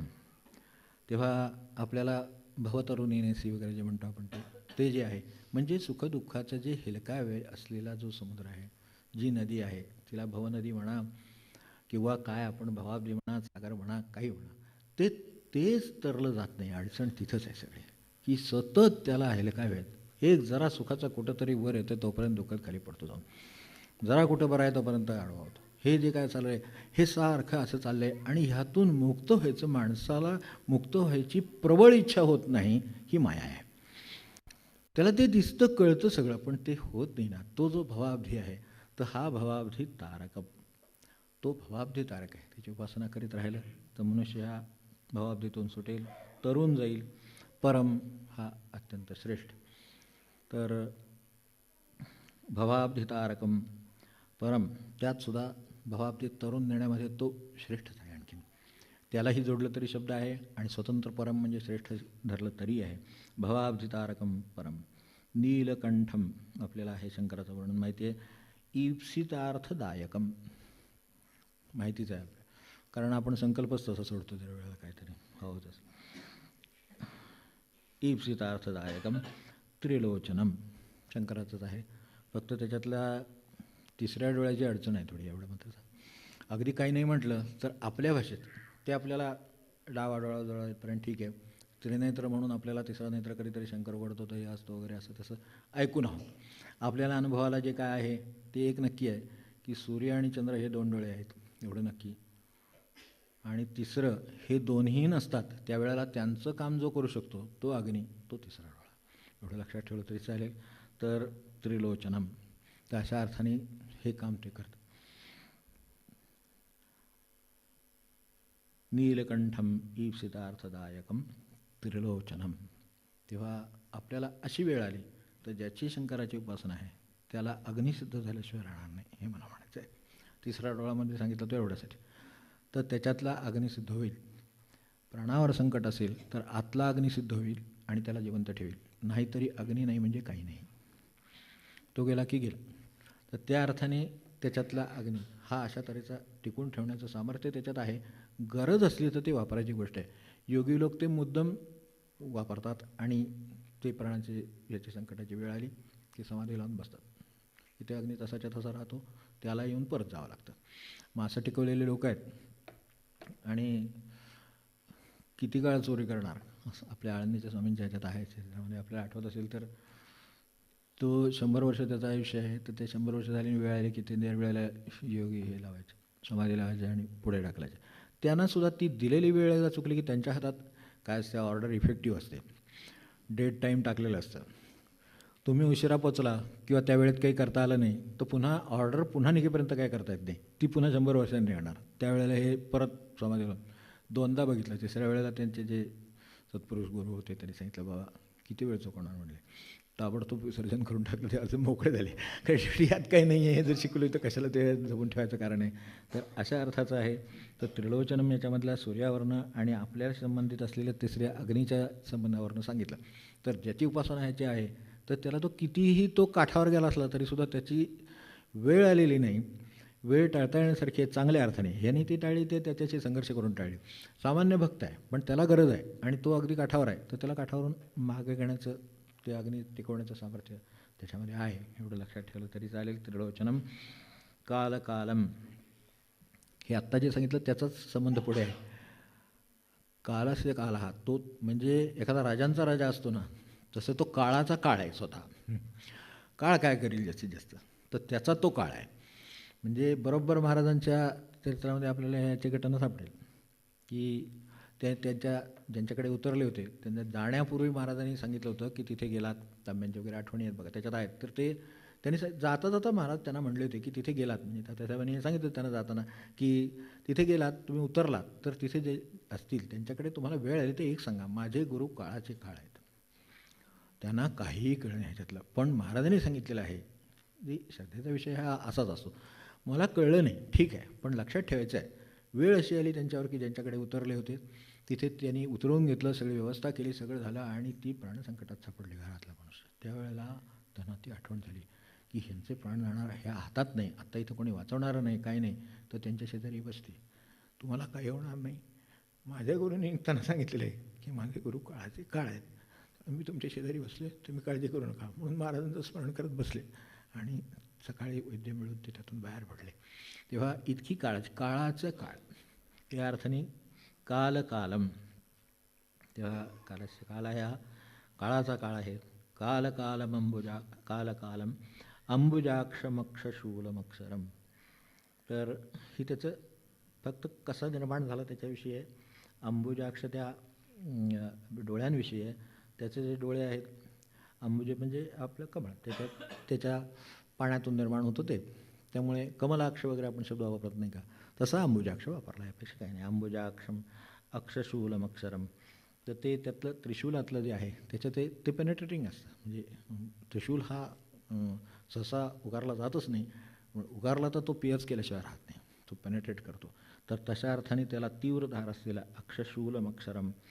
तर आणि पुढे काशिका अपराध, तर त्रिशूल आहे, त्यातला शूल आहे, त्रिशूल आहे. मुद्दम शब्दातला फरक म्हणून फक्त सांगून ठेवतो की शूल पण आहे, ते पुढे शूल टंक पाशदंड त्याच्यात आहे, तर त्याच्यातला हा त्रिशूलातला शूल. पुढचं तेच आहे काशिका अपराधनात. शूल टंक पाश दंड ही त्याची 4 शस्त्र सांगितली. शूल टंक पाश दंड हे पाणी म्हणजे हातात ज्यांनी धरलेलं आहे, तर त्या पाणीम आदी कारणम, ह्या सगळ्याचं मूळ कारण. कुठल्याही गोष्टीमध्ये शोधायला जाताना याचं कारण ते, त्याचं कारण ते, त्याचं कारण ते, याचं कारण काय, आधी वंशावळ शोधत जातात, हे वडील, हे आजोबा, हे पणजोबा, ह्याच्या पुढे हळूहळू खापर पणजोबा म्हटलं की त्याच्यापुढे आता काही सांगता येत नाही होतं थोडक्यात. तर कुठेतरी मूळ असेल ना काहीतरी, तसं मूळ पुरुष, तसं प्रत्येक कारणाचं ह्याचं कारण ते, त्याचं कारण ते करताना शेवटी आदिकारण म्हणून जे होतं, जसं आदी शब्द ओंकार झाला म्हणून महाराज म्हणले ओंकार ओंकार म्हणतात तुम्हीच आहे असं एकदा म्हणले एवढं. ते तसं हे आहे, त्यातलं आदिकारण काय, तर ते त्याचं पहिलं. आता त्याच्या मागे जायचं काही जाता येत नाही. आता शून्याच्या मागे काय म्हटलं तर काही नाही, शून्याच्या पुढचं सांगता येतं, एकाच्या पुढचं सांगता येतं, पण त्याच्या मागे जायचं म्हटलं तर काही सांगता येत नाही. प्रत्येक ठिकाणी गृहीतक जसं असतं आपल्याकडे, याच्यामध्ये एक गृहीतक आहे, ते अगदी फंडामेंटल, त्यातलं अगदी पहिलं आहे, त्याच्या पुढचं एकात एक ते 2 ते ठीक आहे, पण मुळात एक काय आणि एकाच्या मागे शून्य आहे ते काय आहे, तर ते नाही सांगता येत. ते शून्य गृहीत धरल्याशिवाय पुढचं सोडवता येत नाही. ते गणित सोडवायला जसं होतं ना, बीजगणितात जसं आपल्याकडे याच्यात आहे की क्ष माना, मग क्षची किंमत खूप मोठं उदाहरण सुटल्यानंतर आपल्याला कळते, तर तशी आपल्याला क्षची किंमत नंतर कळते. तसं देव एकदा माना, सगळं जीवन सोडवा आणि आपल्याला सोडवता सोडवता देवाची किंमत कळते क्षची. पण ते मी मानतच नाही, इथे सुरुवात केली असली तर उदाहरणही सुटत नाही आणि देवाची किंमतही कळत नाही आणि मग आहे तसा प्राणी जन्मास येऊ आला. शूल टंक पाशदंड पाणीम आदी कारणम श्यामकायम कळू शकतं आपल्याला. तर श्यामकायम त्याचं कायेचं वर्णन आहे, ती श्यामवर्ण आहे. तर मूळ शब्द आपल्याला शलय आहे, श्याम असा आहे आणि श्याम म्हणायला काही हरकत नाही. तो तिकडे श्याम सावळा वगैरे तिकडे आहे, पण ते श्याम आहे मुळामध्ये. तर श्याम कायम आदिदेवम, मगाच्यासारखं आदिकारणम तसं आदिदेवम, आद्यदेव. अक्षरम, नाहीसा न होणारा आपल्याला माहिती आहे. अक्षरम निरामयम, जो निरामय. आपल्याकडे निरामय शब्द हा आपण निरोगी अशा अर्थाने वापरतो, तो बरोबरच आहे. पण मुळातच विकाररहित. काहीतरी औषधाला वाव केव्हा मिळतो, रोग होतो तेव्हा. रोगाला वाव केव्हा मिळतो, तर आरोग्यातलं काहीतरी कमतरता, काहीतरी उणीव निर्माण होते, तिथं रोगाला वाव शरीराला मिळतो. मग तिथून ते म्हणजे तो विकार झाला. त्यामुळे याच्यातलं हा विकाररहित या अर्थाने निरामय, निरामय आहे. भीमविक्रमम, त्याचा पराक्रम हा आपण जसं भीम आपल्याला माहिती आहे, त्यामुळे अर्थात सांगण्याची गरज नाही. भीमासारखा पराक्रम म्हणजे भीम पराक्रम आपल्याकडे शब्द वापरायची पद्धत आहेच मराठीत. त्यांनी तिथं भीम पराक्रम केला. तर काय केला भीम पराक्रम? भयंकर पराक्रम केला अशा अर्थाने जो मोठा पराक्रम. प्रभुम, प्रभू शब्द आपल्याकडे सत्ता दर्शवतो. ईश सत्ता ही प्रभूच्या रूपाने दर्शवली जाते. भीमविक्रमम प्रभुम विचित्र तांडव प्रियम. विचित्र शब्दाला आपल्याकडे जरा विचित्र अर्थ आहे, काय करणार. त्यामुळे पुढे जाऊन सुद्धा अडखळायला होतं. विचित्र पुण्यवर्धनम म्हटलं की एकदम गडबडायला होतं. हे काहीतरी विचित्र पुण्य निर्माण करणार की काय, तसं काही नाही.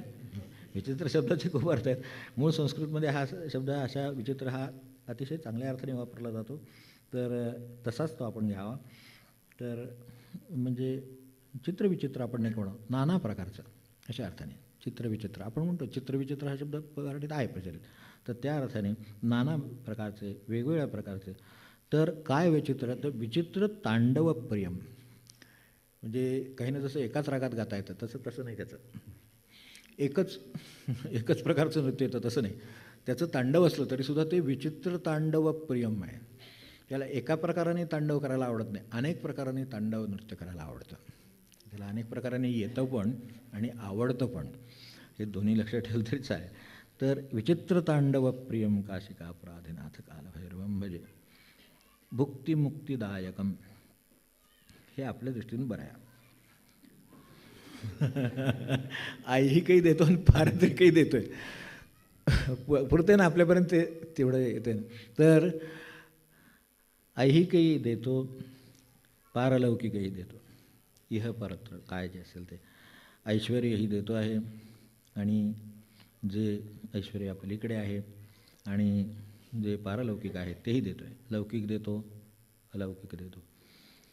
भुक्ती मुक्तिदायकम प्रशस्त चारु विग्रहम. प्रशस्त, इथे आपल्याकडे प्रशस्त शब्द आजही प्रचलित आहे. त्याच्यातला जो चांगला भाव आहे तो म्हणजे व्यापक किंवा भव्य. तेव्हा भव्य आहे सगळं, त्याचं जे दर्शन आहे त्याचं स्वतःचं म्हणजे चारु विग्रहम. विग्रह म्हणजे त्याचा आकृती, आकार, देह, हे जे काही सगळं आहे त्याला विग्रह म्हणतात. लीला विग्रह असा शब्द आहे आपल्याकडे, विग्रह शब्द आहे. तर त्यातला विग्रह म्हणजे त्याचा देह, त्याची आकृती, त्याचा आकार, प्रकार हा जो आहे हा पुन्हा प्रशस्त असला. आता कसं सांगावं, मनुष्य फार प्रशस्त असला तर काय दिसेल, म्हणजे प्रशस्त नाही, देहयष्टी भव्य आहे वगैरे आपण म्हणू शकतो, नाही असं नाही, म्हणजे मजबूत दणकट वगैरे म्हणतो. पण त्याचा प्रशस्त जो आकार आहे तो चारू आहे, म्हणजे सुंदर आहे. हां, प्रशस्त असणं आणि सुंदर असणं ह्या दोन्ही एकत्र असणं हे अवघड असतं, ते तसंच आहे. प्रशस्त चारू विग्रहम, त्याची प्रकृती, आकृती, देह. भक्तवत्सलम, काही सांगायची गरज नाही, आपल्याला त्याचीच गरज आहे. भक्तवत्सल आहे. स्थिरम, आपण डळमळलो तरी तो डळमळत नाही, हे महत्त्वाचं आहे. इकडं भक्त भगवान डळमळा तर भगवंत जर डळमळला तर सगळं डळमळा, मग तसं नाही. देव स्थिर आहे, भक्तवत्सल आणि स्थिर आहे. आणि तो स्थिर आहे म्हणूनच तो वत्सल राहू शकतो. तो स्वतःच अस्थिर आहे, तो दुसऱ्याला काय स्थिर करील, त्यामुळं तो स्थिर आहे. भक्तवत्सलम स्थिरम समस्त लोकविग्रहम. तर हे जे समस्त लोक आपल्याला कळू शकतात. तर हे जे सगळे भूत मात्र आहे सगळं, ते जो व्यापून आहे समस्त लोक, त्याचा स्वतःचं सांगितलं चारु विग्रहम, पण तो समस्त लोकविग्रह तोच आहे. ह्या सगळ्यांच्या रूपाने तोच लागतो. आपण जे जे भेटे भूत ते आणि जे भगवंत, हे आपल्या मानण्याचा प्रश्न आहे, त्यांच्या बाजूने असण्याचा प्रश्न आहे. ते स्वतः ह्या सगळ्यांच्या रूपाने आहेतच. तर ते ह्या सगळ्यांच्या रूपाने राहतात. समस्त लोक हेच त्यांचा विग्रह, हाच त्यांचा देह आहे. तर समस्त लोक विग्रहम विनिक्रणन मनोज्ञ हेम किंकणील सत्कटीम. त्यातलं आता हे कमरेच्या पट्ट्यातलं हे कमरेला जो पट्टा इथे काढतात त्या चित्रातसुद्धा हा या पद्धतीनं वर्णन केलेलं आहे. तसं चित्रसुद्धा काढतात आणि ते तसं असतं. सोन्याचा कमरपट्टा साध्या भाषेमध्ये हेम किंकणील सत्कटीम. आणि त्याला ज्या साखळ्या जोडलेल्या आहेत तर त्याबद्दल म्हणजे त्याचा नाद येतो. हा नादप्रिय आहे. शंकर हा नादप्रिय आहेच आपल्याला माहितीच आहे. पण तरीसुद्धा नादप्रिय असतो. तर त्याच्यात हे विनिक्रणन जे पाठभेद सांगितले त्याच्यामध्ये ह्या ओळीमध्ये 2 पाठभेद आहेत. त्याला निक्कणन मनोज्ञ हेम किंकणील सत्कटीम असं पण आहे, किंकिणील सत्कटीम पण आहे. हे दोन्ही पाठभेद म्हणून आपण स्वीकारायला हरकत नाही. दोन्हीचा अर्थ किंकणील सारखाच होतो. पण तरीसुद्धा ते एक म्हणजे त्या ज्या घुंगरू घंटा ज्या बांधलेल्या असतात कमरपट्ट्याला, घंटा सोन्याचा कमरपट्टा त्याला असलेल्या घंटा आणि त्या नाद मधुर आहेत, त्या अर्थाने निक्कणन किंवा विनिक्रणन हे जे सुरुवातीला आणि मनोज्ञ म्हणजे आपल्याला आनंद देणाऱ्या मनाला विनिक्रणन मनोज्ञ हेम किंकणील सत्कटीम. कमरेला बांधलेला पट्टा काशिकापुरा. धर्मसेतुपालकम तू अधर्म मार्गनाशकम. धर्माचा जो संबंध आहे, धर्माची जी मर्यादा आहे, धर्माचा जो आचार आहे त्याचं तो पालन करायला लावतो आणि दुसऱ्या बाजूला अधर्म मार्गाचा तो नाश करतो. या दोन्ही क्रिया तो एकाच वेळेला करीत असतो. त्यामुळं हे चक्र जगाचं व्यवस्थित सुरू राहतं. ते त्याचं काम आहे. कर्मपाशमोचकम. ह्याचं आपल्याला एवढं महत्त्व वाटणार नाही, पण कधीतरी कर्माचा ज्या वेळेला विचार आपल्या कुठल्या तरी संदर्भात आला असेल कदाचित किंवा येईलही पुढे, तर त्यावेळेला आपल्या लक्षात येईल कर्म आपला पाश टाकल्याशिवाय राहत नाही कोणावर.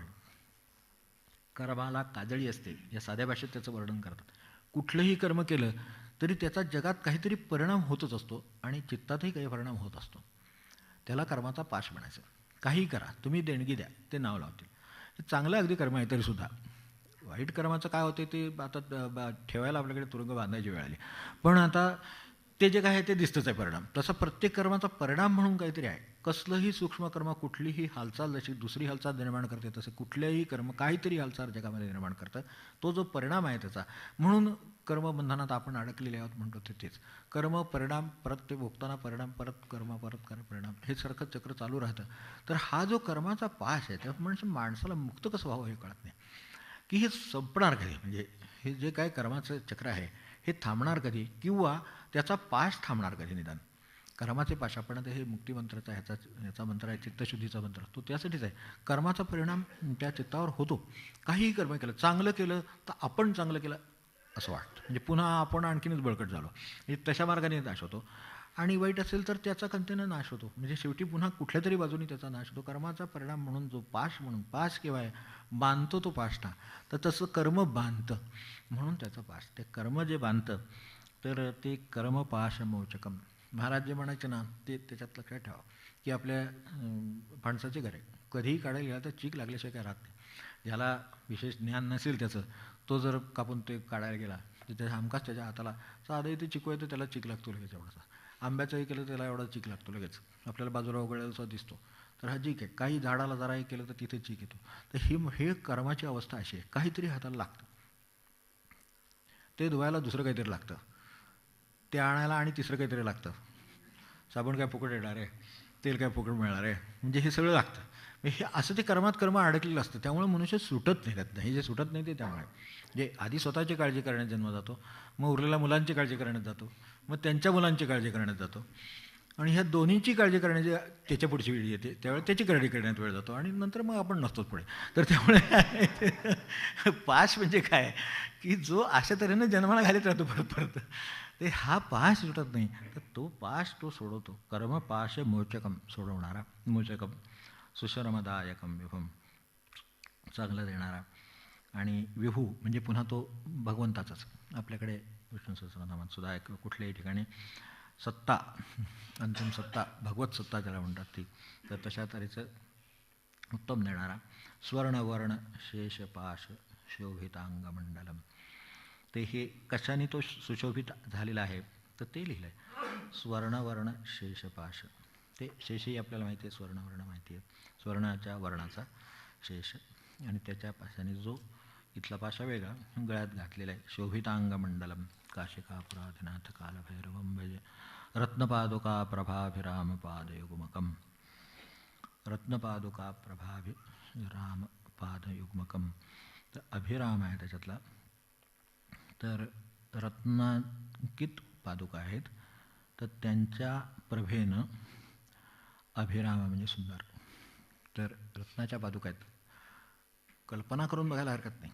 रत्नाच्या पादुका जर पायात घातलेल्या असतील तर प्रभा केवढी पसरलेली असेल आणि ती नयनाला किती सुंदर दिसत असेल, म्हणून अभिराम म्हटलं. नयनाभिराम म्हणतो आपण तसं. तसं ते अभिराम म्हणलं. रत्नपादुका प्रभाभिराम पादयुग्मकम, पायांची जोडी युग्मकम. रत्नपादुका प्रभाभिराम पादयुग्मकम नित्यम अद्वितीयम इष्टदैवतम निरंजनम. नित्यम अद्वितीयम इष्टदैवतम निरंजनम. नित्यम अद्वितीयम तो कसा आहे ते सांगितलं आहे. तर नित्य निरंतर आहे, तो कधी नाही असं होत नाही. अद्वितीय आहे, याच्यावरनं शब्दावरनं कळतं. इष्टदैवतम सर्वांचं या अर्थाने कल्याण करणार आहे. आणि निरंजन या शब्दाचा अर्थ आपण निरंजन स्वामी, निरंजन या वेगवेगळ्या संदर्भात बघितलेलं आहे. फार नाही बघितलं तरी चालेल, पण एक 6 प्रकारचे संसाराचे दोष माणसाला लागू झालेले आहेत. देहात आला की संसार दोष लागू होतात. जरा मृत्यू लागू आहे. मनुष्याला वार्धक्य टाळता येत नाही आणि मृत्यूही टाळता येत नाही. हे जे जसे दोष आहेत तसे हे दोष म्हणून नाही, त्याचे गुणधर्म म्हणून लागू झाले. तर हे जे आहेत त्याच्यापासून जो मुक्त आहे, जरा मृत्यू, क्षुधा, पिपासा दोन्ही माणसाला लागू आहेत. तहान लागते, भूक लागते. जिवंत आहे मनुष्य आणि एकदा जन्माला आला की जन्माला येणं आणि मृत्यू हे दोन. दुसऱ्या बाजूला त्याला तहान लागणं आणि भूक, क्षुधा आणि पिपासा दोन्ही हे गुणधर्म सगळे लागू झाले.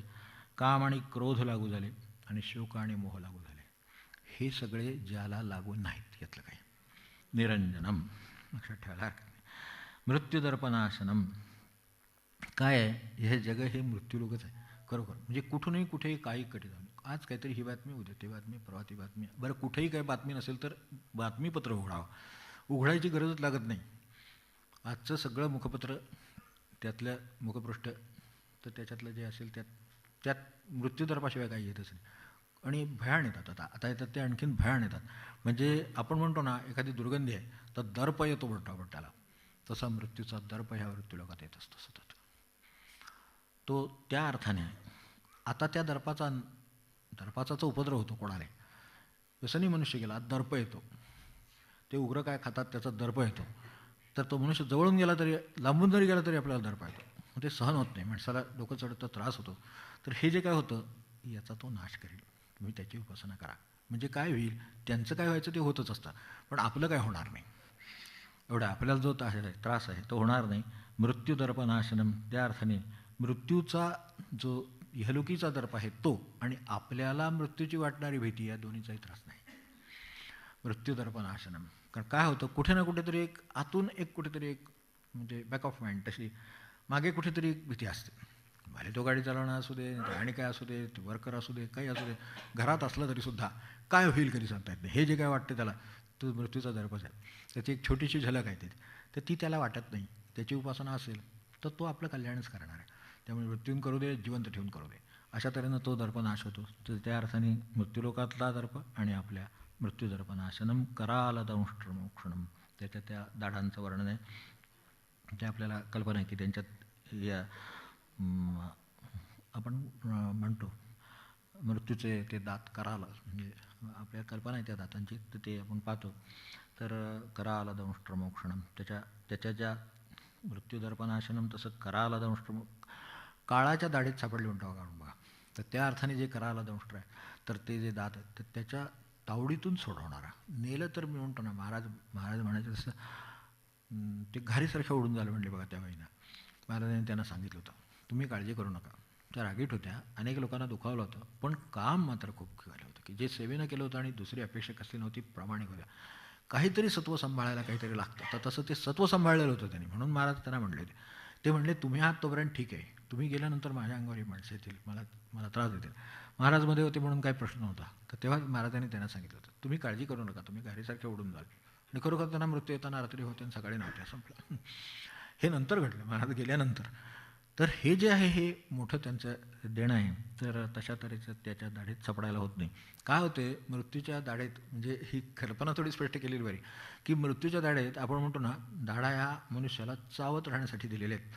कठीण पदार्थ आहे, चावत राहणार आहे, तर तो चावत राहण्यासाठी दिले आहेत. तसं आजचे जे आजार आहेत ना, माणसाला चावत राहतात. तुम्ही बघा, मला त्याचा व्यावहारिक अर्थ इकडचा सांगायचा आहे, की त्याला धड जगू देत नाही, धड भरू देत नाही, आणि तो तसाच राहतो, तो जात नाही. हे जे काय आहे ना, ह्या आजारांची यादी आपल्याकडे सगळ्यांच्याकडे आता स्पष्ट आहे. तर ते कराल दाढीत सापडल्यासारखं आहे. उपासनात असू दे, त्याला यात नाही सापडेल होणार. तर त्याला निदान सापडला तर त्याला त्रास होऊन देणार नाही. महाराज म्हणजे ना, भोग सुसह्य करीन, तसं सुसह्य करतील. दाढीत चावल्यासारखं नाही करणार, त्याला अलगद ठेवतील गोळवत, काय पण त्रास नाही होऊन देणार. तर हे शक्य आहे. भूतसंगना अट्टहास भिन्न पद्मजांडकोश संतती. अट्टहास, त्याचं हास्य आपण म्हणतो ना, विकट हास्य. आपल्याकडे काही लोक नाही का आता सिनेमात वगैरे करतात किंवा नाटकात वगैरे, तर ती परिचित आहेत आपल्याला. सिनेमा नाटकात नाही, घरी वगैरे सुद्धा करतात आले. तर तसलं ते विकट हास्य. तर त्याला राक्षसाची भूमिका करायची असते किंवा काय तसे असतातच ते म्हणा. तर ते त्यामुळे असेल करायचे, पण ते विकट हास्य करतात. ते जे काय हा हा हा वगैरे ते करतात तसं अट्टहास वगैरे, तर ते त्याला तसंच माणूस लागतो ते करायला. तर ते अट्टहास, तर त्याचं ते सगळं विकटच आहे. तो शंकराचा अवतारच आहे. तर आणि क्रोधातला अवतार आहे. तर अट्टहास त्यातलं ते हास्य आहे. ते कसं आहे ते दाखवले. अट्टहास भिन्न पद्मजांडकोश संततीम, त्याच्यातलं ते हा मोठा समास असल्यामुळं थोडी अडचणी ती थोडा सोडवत गेलं तर सोपं आहे, काही अवघड नाही. म्हणजे संस्कृती तर त्यांना तर हे सोपंच आहे सगळं. तर पद्मज, तेव्हा ब्रह्मदेवाची उत्पत्ती ही कमळातून झाली. ब्रह्मदेवापासून ब्रह्मांडांची उत्पत्ती झाली. ती जी पद्मजांडकोश संतती म्हणजे अनेक ब्रह्मांड, थोडक्यात जे ब्रह्मामुळे त्या पद्मजा त्या ह्याच्यातून निर्माण झाला, कमळातून. मग ते जिथून निर्माण झालं तर पद्मजांडकोश संततीम. तर अंडकोश, पद्मज हे ते अंडकोश, त्याचा पद्मज म्हणजे कमळ, त्या कमळाचा तो अंडकोश हाच, आणि ह्याच्यातूनच ब्रह्माची उत्पत्ती पुढे, त्याच्यातून पुढे अनेक ब्रह्मांडांची उत्पत्ती, असे तो क्रमाने त्याचा अर्थ आहे. म्हणून पद्मजांडकोश संततीम, ती जी सगळी आहेत. दृष्टिपात नष्टपापजाल मुग्रशासनम, तर अनेक प्रकारची ब्रह्मांड या जगामध्ये उत्पन्न होतात. त्याच्या मुळाशी तो आहे, त्याचं हास्य कराल आहे. आणि दृष्टिपात नष्ट पाप जालम उग्रशासनम, दृष्टिपात नष्ट पापजाल, त्याच्या नुसत्या दृष्टिपाताने सुद्धा पापजाल नष्ट होऊ शकतं माणसाचं. एवढं लक्षात ठेवलं तर खूप मोठं काम आहे. हे सोपं नाही. तर तो उग्रशासन आहेच दुसऱ्या बाजूला. त्याचं शासन असेल तर ते उग्र असतं, त्याने शासन केलं तर तो उग्रशासन पण आहे. आणि त्याचबरोबर त्याने जर कृपादृष्टी टाकली तर त्याची सगळी पातकं नष्ट करण्याचं सामर्थ्य आहे.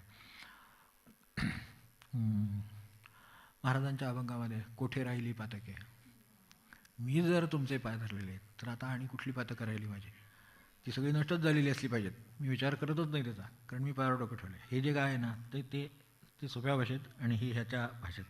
दृष्टिपात नष्टपापजालम उग्रशासनम अष्टसिद्धिदायकम कपालमालिकाधरम, त्या यांच्या नररुंड, त्या माळा ज्या आहेत त्या कवट्यांच्या ह्याच्यात कपालमालिका आपल्याला माहिती आहे. तर ते जो गळ्यात धारण करतो आणि इकडे अष्टसिद्धी देतो. आणि गरिमा वगैरे जे म्हणतात ते, तर हे देण्याचं सामर्थ्य त्याच्यामध्ये आहे. एवढं आपण लक्षात ठेवलं चालेल. आपल्याला काही त्यातलं नको, आपल्याला सरळ मार्गी चालायला मिळालं, पोटा मिळायला बा झालं. म्हणजे मागताना सुद्धा कबीराच्या याच्यात दोह्यात आपण घेतला नाही मला वाटते, पण ज्यामुळे कुटुंब समाय बस बाकी काय म्हणले त्याने, की एक स्वतःची भूक आणि कुटुंबाची भूक भागावी, एवढं भगवंता दे उरलेलं नाम. काय मागितलं असेल त्याने, बरोबर तेवढंच मागितलं. त्याच्यापेक्षा आपल्याला पण काय मागायचं नाही, पण त्याची सत्ता आहे एवढं लक्षात ठेवायचं, की ते वेळेला तुमच्या ठिकाणी ती सत्ता निर्माण करेल आणि तुमचं काम करून देईल. आणि मादी अष्टसिद्धिदायकम कपालमालिकाधरम भूतसंघनायकम, भूतसंघनायकांची गरज आहेच खरं सांगायचं तर. भूतसंघनायकम विशालकीर्तिदायकम, भूत म्हणजे भूत या अर्थाने आहेतच, पण त्याच्याबरोबर ही जी सगळी एक योनी आहे, सगळी भूतयोनी, ती त्याचा तो नाही का तो सांभाळून ठेवू शकतो मुठीत सगळं. तर हे आवरणं मोठं अवघड असतं. तर या अर्थाने ये नायकम आणि विशाल कीर्तिदायकम, जसं माणसांना सांभाळून ठेवतो तसं याही योनीला सांभाळून ठेवतो आणि तो विशाल कीर्ती देणाऱ्या माणसाला काशीवास लोक, ते जे काही काशीवास करणारे जे लोक आहेत किंवा त्यात राहणारे जे लोक आहेत, पुण्य पाप शोधकम विभुम, प्रत्येक सामर्थ्याचे त्याच्याकडे आहे. काय सामर्थ्य आहे तर त्याच्यातलं ते मागे सांगितलं. पुण्य पाप शोधकम, त्यांच्यातल्या कोणात किती पुण्य आणि किती पाप आहे हे शोधण्याचं सामर्थ्य विभू, ते सामर्थ्य त्याच्याकडे आहे. काशीवास लोक पुण्य पाप शोधकम विभुम. नीतिमार्ग कोविदम, कोविद शब्द आपल्याकडे आहेत. कोविद हिंदीची परीक्षा असायची कोविद, तर तशा तऱ्हेचं विचारत कोविद, ते जे काय होतं तसं ते नीतिमार्गात कोविद. नीतिमार्ग कोविदम पुरातनम, सापडत नाही, उगम सापडत नाही या अर्थाने.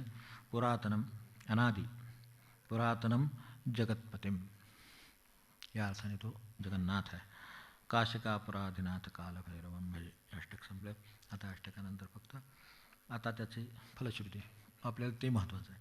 त्याच्यातल्या नाही असतेच, म्हणजे महत्त्वाचं असतेच, उगाचच भाषाला करायचं असं वाटतं. पण कितीतरी गोष्टी उगाचच करत असतो हे लक्षात येत नाही. काय करतोय आपणच कळत नाही.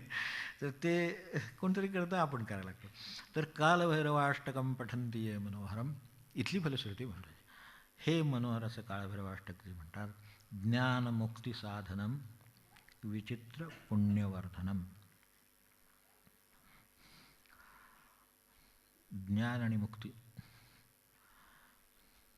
ज्ञानमुक्ती साधनम, हे वाचणं म्हणजे ज्ञान आणि मुक्तीची साधना करण्यासारखं आहे. तर त्यामुळे हे म्हणणं म्हणजे ज्ञानमुक्ती साधनम विचित्र पुण्यवर्धनम. इथे ते परत आलं. तर जी पुण्याचं, तो जे पुण्याईचं वर्धन करतो ते आपल्या कल्पनेच्या पलीकडचं असतं अशा अर्थाने.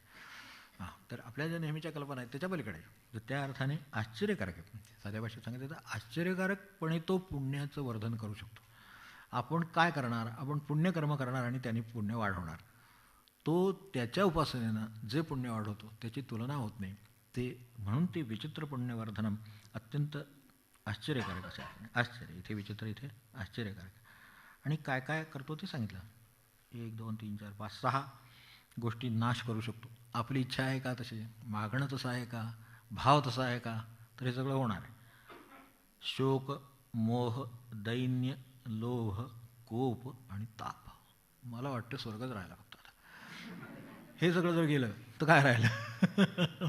समजा कसला शोक नाही, मोह नाही, आमगे घाव असं नाही, दैन्याचा अभाव आहे, दैन्य नाही कसलं, लोभ नाही कशाचा, कोप नाही येत आणि कसला ताप होत नाही. आपल्यापासून दुसऱ्याला, दुसऱ्यापासून आपल्याला कसलाही ताप. नाशनम. आता काय सांगायचं याच्यापेक्षा. ते प्रयांती कालभैरव आंघ्री संधितीम ध्रुवम. पुन्हा तो आंघ्री युगलम परत आलाच. तर त्या अर्थाने पाय, तर त्याचे जे पदकमल आहे त्याच्या पायाशी ते निश्चितपणे, तो शब्द ते शेवटपर्यंत ते महत्त्वाचं आहे तसं. तर ते प्रयांती, ज्यांनी हे कालभैरवाष्टकम पठंती ये मनोहरम, त्यांचं काय होईल, ते प्रयांती जातील कालभैरवांघ्री संनिधिम ध्रुवम, त्याच्याजवळ त्याच्या पायाशी. आणि हे जातील, हे शेवटी जसं सांगतात तसं ध्रुवम, याच्यात संशय बाळगू नका, हे निसंशय जातील, ध्रुवम निश्चितपणे जातील. तर हे राहिलं होतं थोडं काम, आता ते समजून म्हटलं तर झालंच. आणि आपली वेळ झालेलीच आहे. कालभैरवाष्टकच फक्त आज बनवू, आता बाकी काय म्हणायला नको आहे, ते उपासनाच आहे. आणि काय करायचं, एक देवांना विश्रांती द्यायची.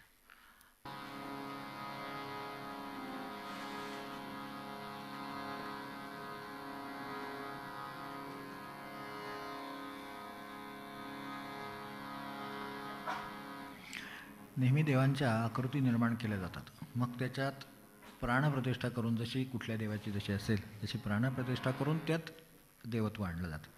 स्वयंभू ज्या गोष्टी असतात त्याला आपल्या आकृती लागू होत नाहीत.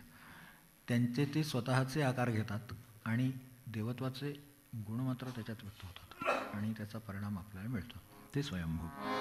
हे स्वयंभु शंभु शिवा काल भैरवा जय जय काल भैरवा जय जय काल भैरवा हे स्वयंभु शंभु शिवा काल भैरवा जय जय काल भैरवा जय जय काल भैरवा ब्रह्मादे निर्मित से ब्रह्मादे निर्मित से विष्णु प्रतिपालित से विष्णु प्रतिपालित से विलया तुझ अर्पित से विलया तुझ अर्पित से देव नित्या उत्तम गती जन्म देनवा काळ भैरवा देव नित्या उत्तम गती जन्म देनवा काळ भैरवा जय जय काळ भैरवा जय जय काळ भैरवा सत्याची कास धरती सत्याची कास धर रजकर्मा शुद्धि देती रजकर्मा शुद्धि दे जे तमास दूर करीती जे तमास दूर करीती रक्षण दे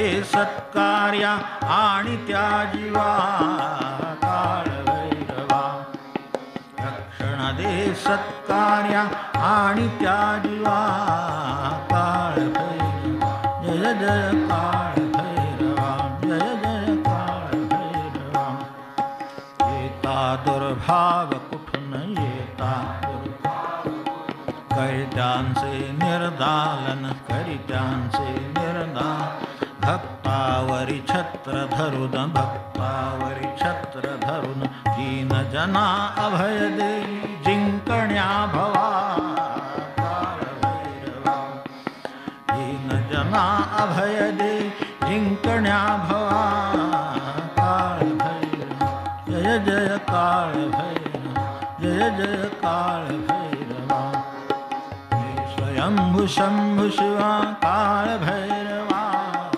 काळ भैरवा जय जय काळ भैरवा जय जय काळ भैरवा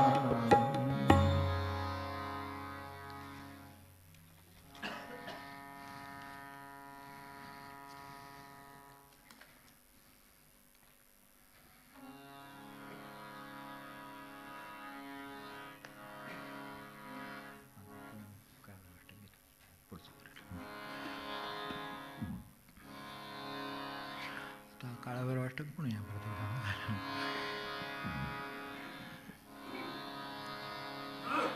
श्री कालभैरवाय नमः देवराज सेव्यमान पावनाङ्घ्रिपङ्कजम् व्यालयज्ञसूत्रमिन्दुशेखरं कृपाकरम् नारदादियोगिवृन्दवन्दितं दिगम्बरम् काशिकापुराधिनाथ कालभैरवं भजे भानुकोटिभास्वरं भवाभितारकं परम् नीलकण्ठमीप्सितार्थदायकं त्रिलोचनम् कालकालमम्बुजाक्षमक्षशूलमक्षरम् काशिकापुराधिनाथ कालभैरवं भजे शूलटङ्कपाशदण्डपाणिमादिकारणम् श्यामकायमादिदेवमक्षरं निरामयम् भीमविक्रमं प्रभुं विचित्रताण्डवप्रियम् काशिकापुराधिनाथ कालभैरवं भजे मुक्तिमुक्तिदायकं प्रशस्तचारुविग्रहम् भक्तवत्सलं स्थिरं समस्तलोकविग्रहम्